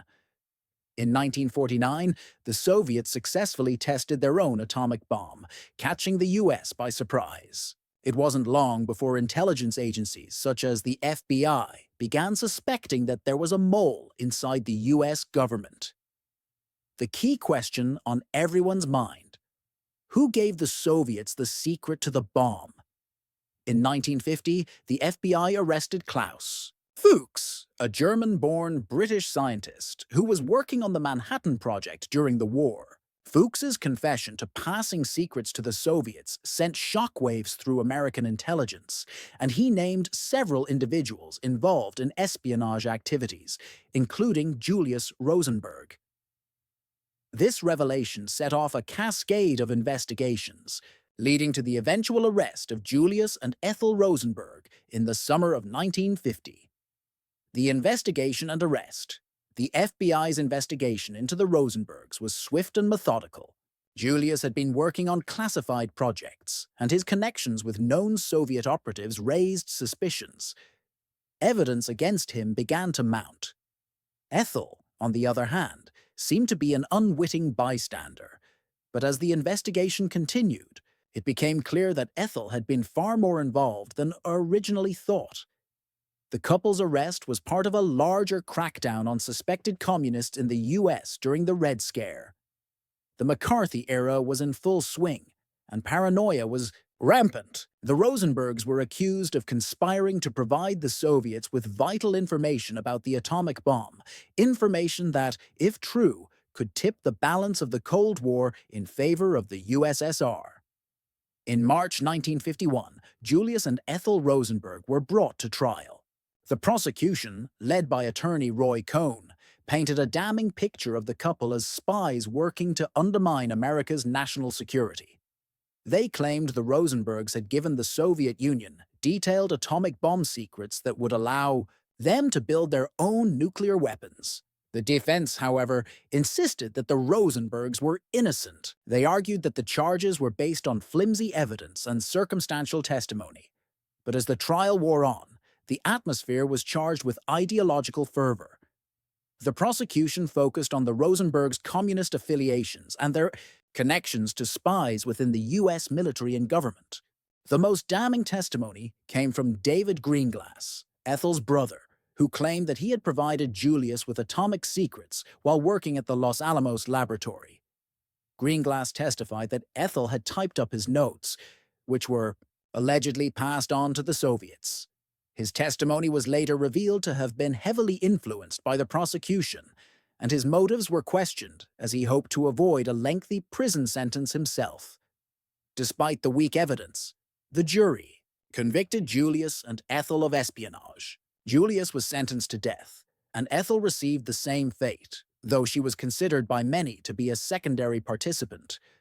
The Rosenbergs' fate would now rest in the hands of the courts and the public. The execution. On June 19, 1953, after a lengthy appeals process, Julius and Ethel Rosenberg were executed by electric chair at Sing Sing Prison in New York. Their deaths were met with worldwide outrage and protests. To some, they were martyrs, innocent victims of the paranoid, anti-communist hysteria that gripped the U.S. at the time. To others, they were traitors who'd sold out their country for ideological reasons. In the years that followed, the case remained controversial. Many believed the Rosenbergs had been the victims of a flawed justice system, while others insisted they had committed treason by aiding the Soviet Union. Julius Rosenberg, the idealist or the traitor? Julius Rosenberg was, in many ways, a man of his time. A product of the Great Depression, he believed in the ideals of socialism and communism as a means to achieve justice for the working class. But was he driven by a deep ideological commitment to the Soviet cause, or was he merely swept up in the fervor of the time? Was he a passionate idealist or a cold-blooded traitor? Ethel Rosenberg, the innocent victim or the co-conspirator? Ethel Rosenberg's role in the case has been the subject of much debate. While her actions were certainly controversial, was she truly a willing participant in espionage, or was she an innocent bystander who was unfairly implicated? Was she executed for political reasons, or was there genuine evidence to convict her, the government, justice, or political agenda? From the perspective of the US government, the Rosenbergs were guilty of a grievous crime. The Soviet Union had been their enemy, and in the wake of the Cold War, they needed to send a strong message. But was the case about justice, or was it about politics? Did the government use the Rosenbergs as a symbol to scare the public and quell fears of communist infiltration? Public opinion, divided nation. The case divided America. Some saw the Rosenbergs as victims of a Cold War witch hunt, while others saw them as a dire threat to national security. The execution sparked protests, and people across the globe debated whether the Rosenbergs deserved their fate. Julius Rosenberg, the idealist who wasn't afraid of sacrifice. Julius Rosenberg was born in 1918 to Jewish immigrant parents in New York City. Like many others from poor immigrant backgrounds, he found himself deeply affected by the injustices of society, the poverty he witnessed, the class struggle, and the widespread oppression. From an early age, Julius gravitated toward ideals that promised a better world. The Communist Party, which advocated for the working class and criticized the capitalist structures of the US, became a natural outlet for his ideology. However, Julius's commitment was not merely intellectual. He became involved in more than just the party. He was an active participant in espionage. Julius wasn't just the intellectual, detached party member. He was someone who believed that his actions, selling atomic secrets to the Soviet Union, would not only end the Cold War, but also create a world that was more equitable for the working class. The idea of sacrifice was central to Julius's belief system. He truly believed that this ideological cause, even at the risk of his life, was worth it. In the face of rising tensions, when fear of communist infiltration was rampant, he refused to back down. Was it idealism that led him to pass secrets? Or was it a deep-seated belief that the survival of humanity depended on dismantling US dominance? The tragedy of Julius's character is that, while his actions were born out of a sense of duty and justice in his mind, they ultimately contributed to one of the darkest chapters in Cold War history. The painful irony is that while Julius felt that he was fighting for a just cause, the trial turned him into a martyr for both sides, those who opposed US imperialism and those who feared communist subversion. Emotionally compelling scene. Imagine Julius, sitting in a cold, dimly lit interrogation room, trying to explain to the FBI agents his vision for a better world. But with every word, he realizes that his vision will only lead to his execution. He still holds firm to his beliefs, but knows the price of standing up for them. Ethel Rosenberg. The innocent or the victim of politics? Ethel Rosenberg's role has always been contentious. Unlike Julius, there is less tangible evidence that she actively participated in espionage. She had no known expertise in atomic energy, nor did she have access to the critical secrets that her husband, Julius, allegedly passed to the Soviet Union. In fact, much of the evidence used to convict Ethel came from the testimony of her brother, David Greenglass, a key witness whose credibility was deeply questionable. David's testimony claimed that Ethel had typed out secret military documents that her husband had obtained. His description of the events, however, was inconsistent, and in the years following the trial, it became clear that his motivations were personal. He was trying to reduce his own sentence, hoping to spare himself the same fate as Julius and Ethel. It's possible that Ethel had no idea of the full scope of what Julius was involved in, but that didn't matter in the eyes of the prosecution. Ethel was in many ways a product of her time and circumstance. A mother caught in the wheels of a political machine. She had been a homemaker, a mother to two young sons, and by many accounts, a loving and caring wife. The question that lingered in the minds of many was she guilty? Or was she simply the victim of guilt by association? Emotionally compelling scene. Picture Ethel in the courtroom, sitting there, hands trembling as she holds onto a small locket containing pictures of her children. She's not guilty of espionage, yet she knows that her husband's fate is tied to hers.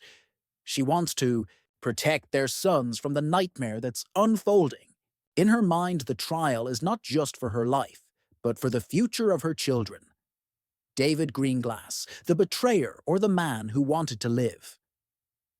David Greenglass, Ethel Rosenberg's brother, was the man whose testimony ultimately sealed their fate. A machinist who had worked at the Los Alamos laboratory, Greenglass confessed to providing Julius with military secrets related to the atomic bomb.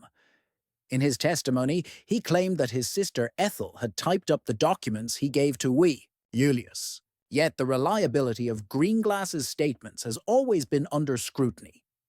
Was Greenglass simply trying to save himself from the death sentence, or was he motivated by a genuine sense of betrayal? In the cold light of history, we know that Greenglass's testimony was flawed. His own actions in the case suggest a man deeply conflicted about his role in the affair.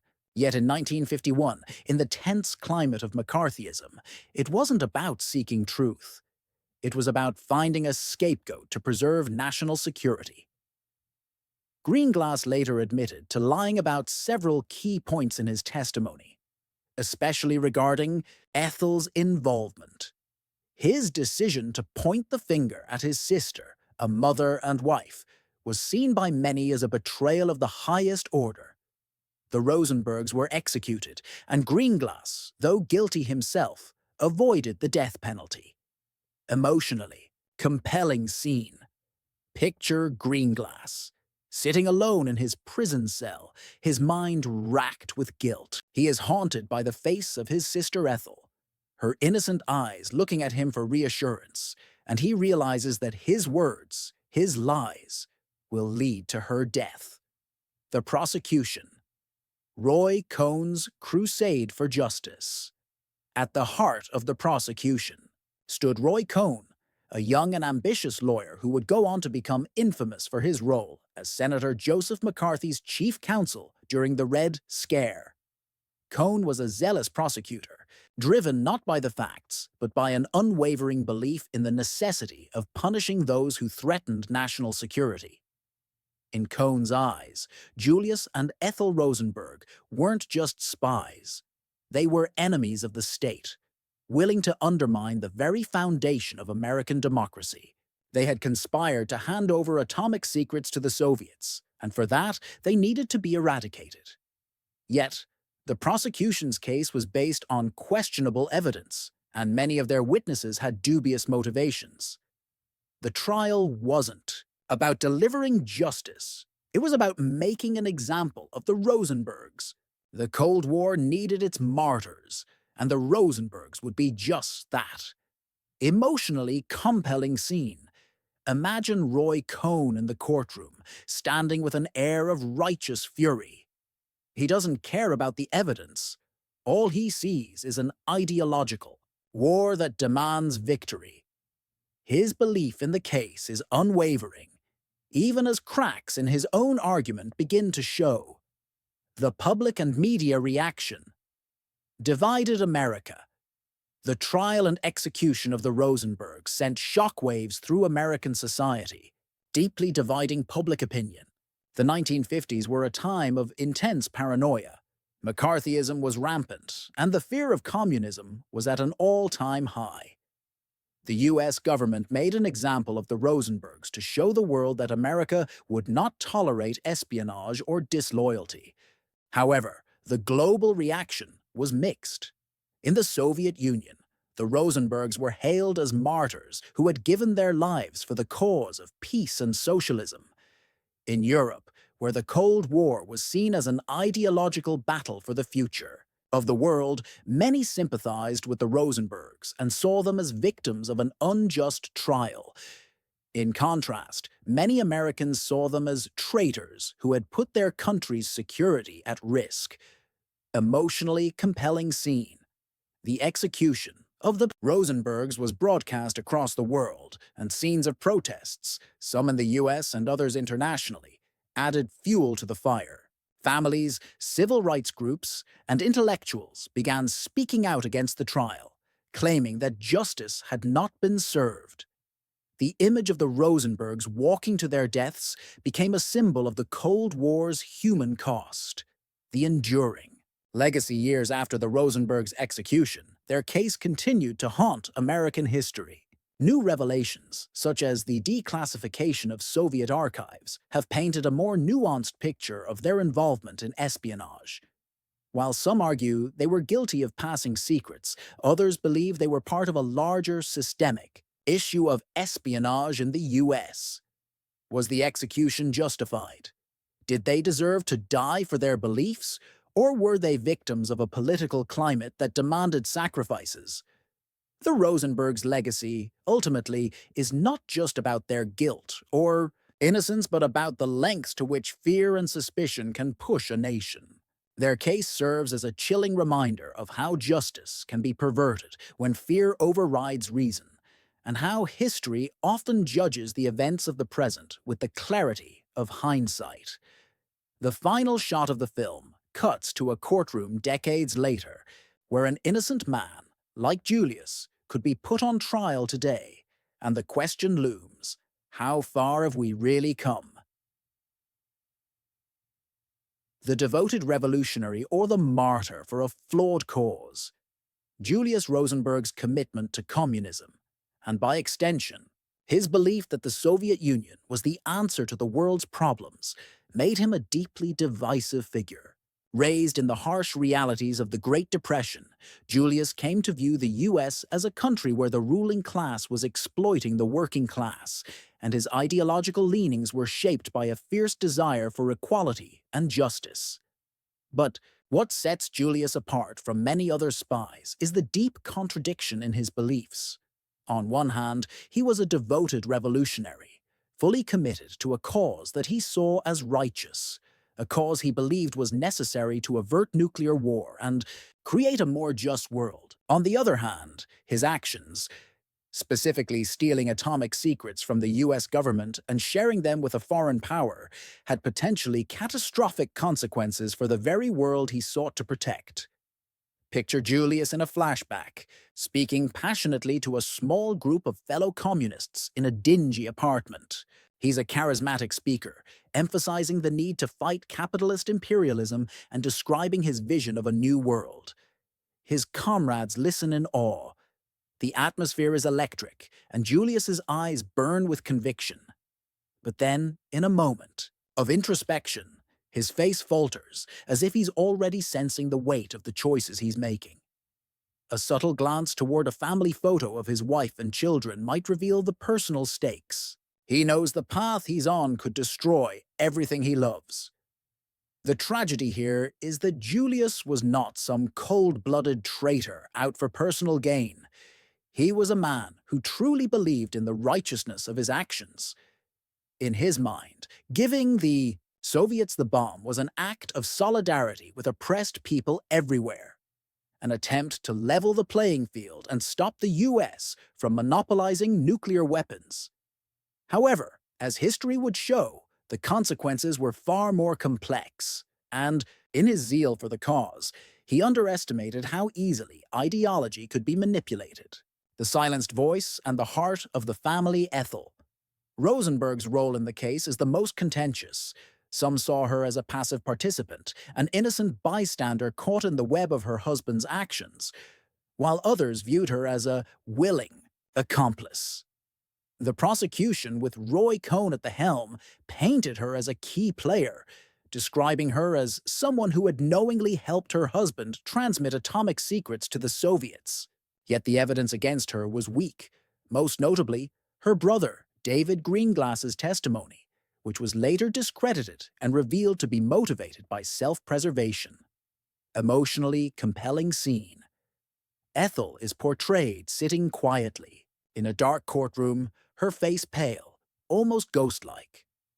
Her two young sons, Michael and Robert, are with her in the gallery, unaware of the gravity of what's unfolding.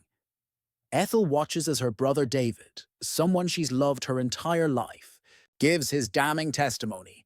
The weight of the accusation against her is unbearable. The weight of the injustice is palpable. For these protesters, the Rosenbergs had become symbols of everything wrong with the political climate of the time. The legacy, the price of ideology, justice, and sacrifice, decades after the Rosenbergs' execution. New revelations about the case continue to stir debate. Declassified Soviet documents have confirmed that Julius did indeed pass secrets to the Soviets, though the role Ethel played remains uncertain. Some argue that they were victims of a political agenda, sacrificed to the anti-communist fervor of the time. Others claim that they were guilty of espionage and paid the ultimate price for their betrayal.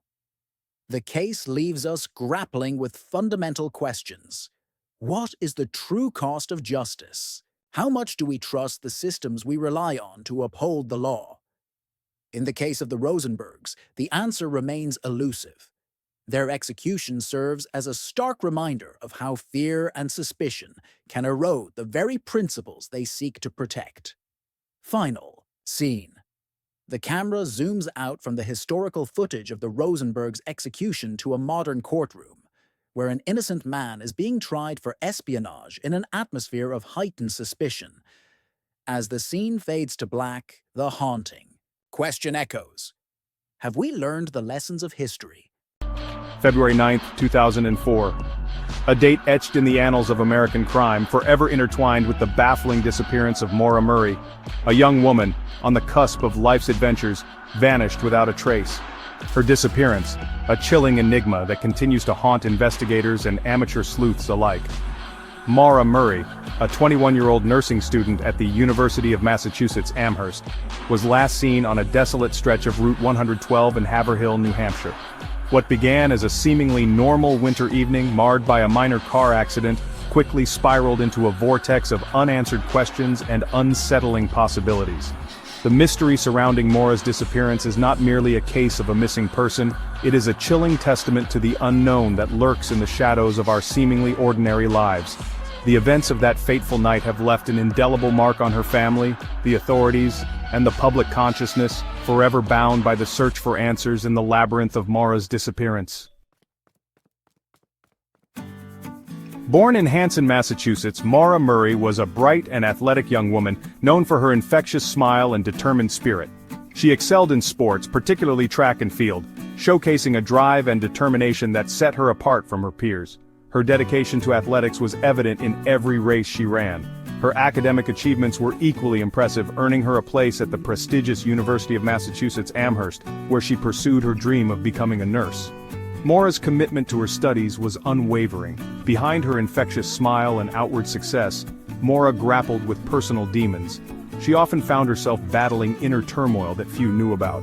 The pressure of her studies, coupled with a recent DUI incident and a strained relationship with her father, weighed heavily on her young shoulders. These challenges began to take a toll on her mental well-being. These internal struggles, while not uncommon for someone her age, became crucial points of interest in the aftermath of her disappearance. Her friends and family were left to piece together the puzzle of her life. Days before she vanished, Maura's life took a series of perplexing turns. She seemed to be preparing for something, though no one knew exactly what. She was involved in a minor car accident, damaging her father's car. This incident added to the mounting stress she was already under. The same day, she inexplicably emailed her professors, informing them of a family emergency that would require her absence from classes. This sudden and unexplained message left many puzzled. This sudden departure from her routine, coupled with her emotional state, raised red flags for those closest to her. Her friends and family were deeply concerned, sensing that something was terribly wrong. The days leading up to Maura's disappearance were marked by a string of peculiar events that have fueled countless theories and speculations. Friends and family noticed subtle changes in her behavior, adding to the mystery. On February 7, 2004, just 2 days before she vanished, Maura was involved in a minor car accident, damaging her father's car. Later that day, Maura visited her dorm room and packed a bag. She seemed to be preparing for something significant. Among the items she packed were printed directions to Burlington, Vermont, a detail that would become a focal point in the investigation. Why Burlington? What was drawing her there? What was Maura's purpose for traveling to Vermont? Was she meeting someone seeking refuge, or was it an escape plan? These questions remain unanswered, adding another layer to the intricate puzzle of her disappearance.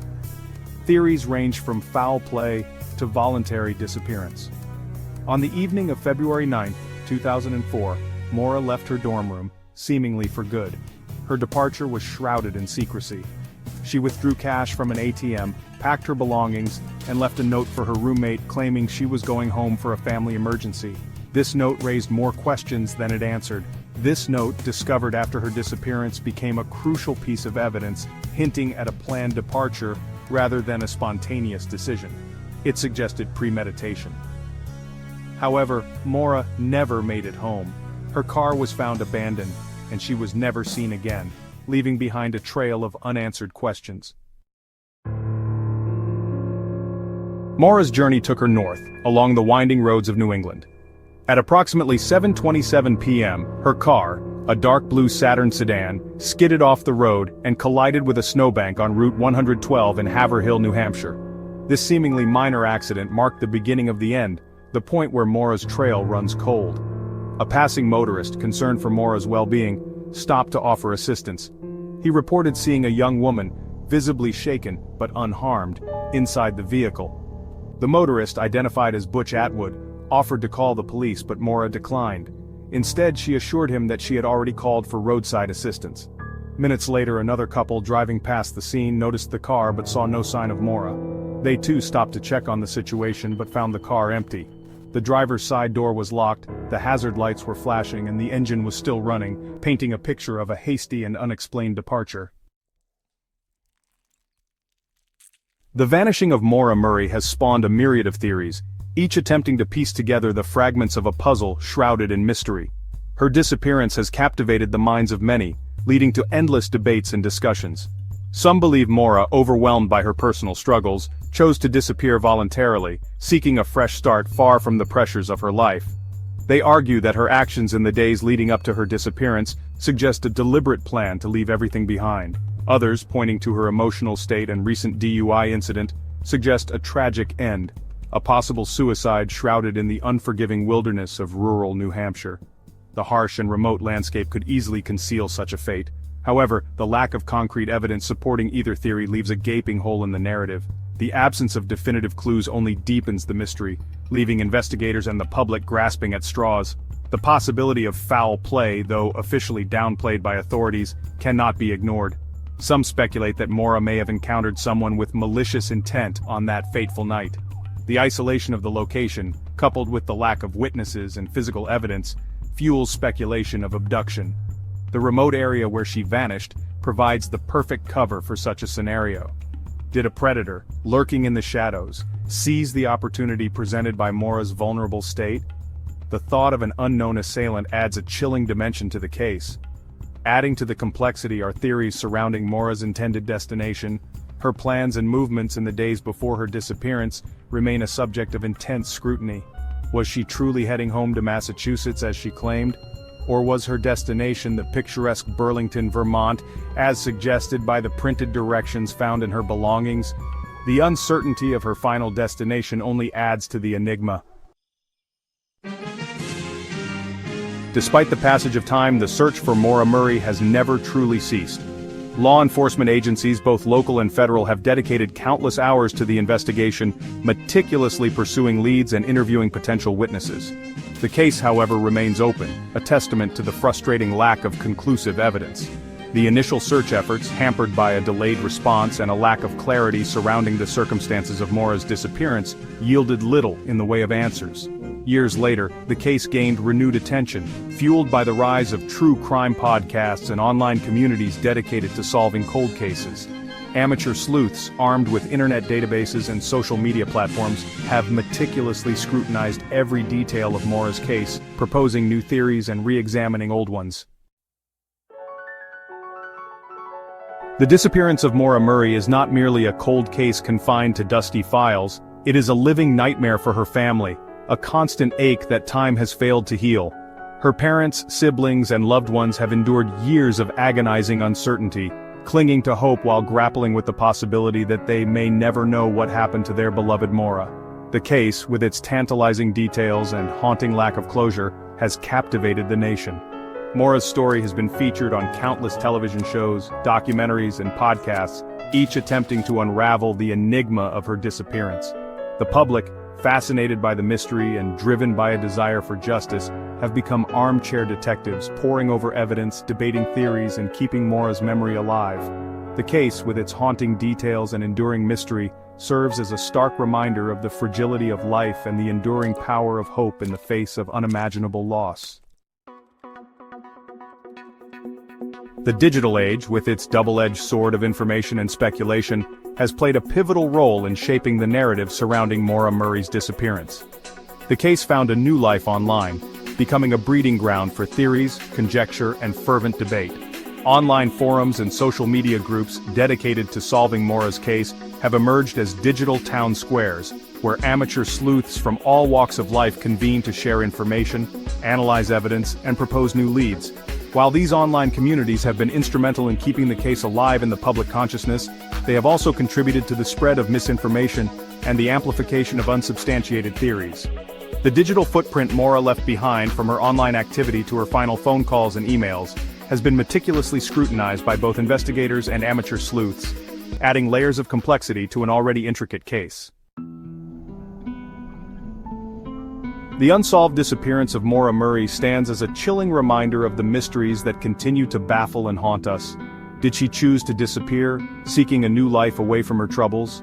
Was she the victim of a tragic accident, or a sinister act of violence?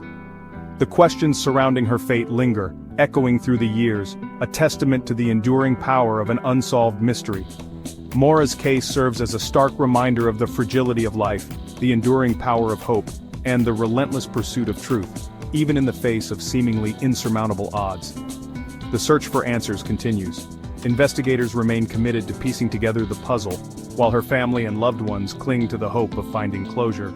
The case of Maura Murray, forever etched in the annals of true crime, stands as a haunting testament to the enduring power of an unsolved mystery.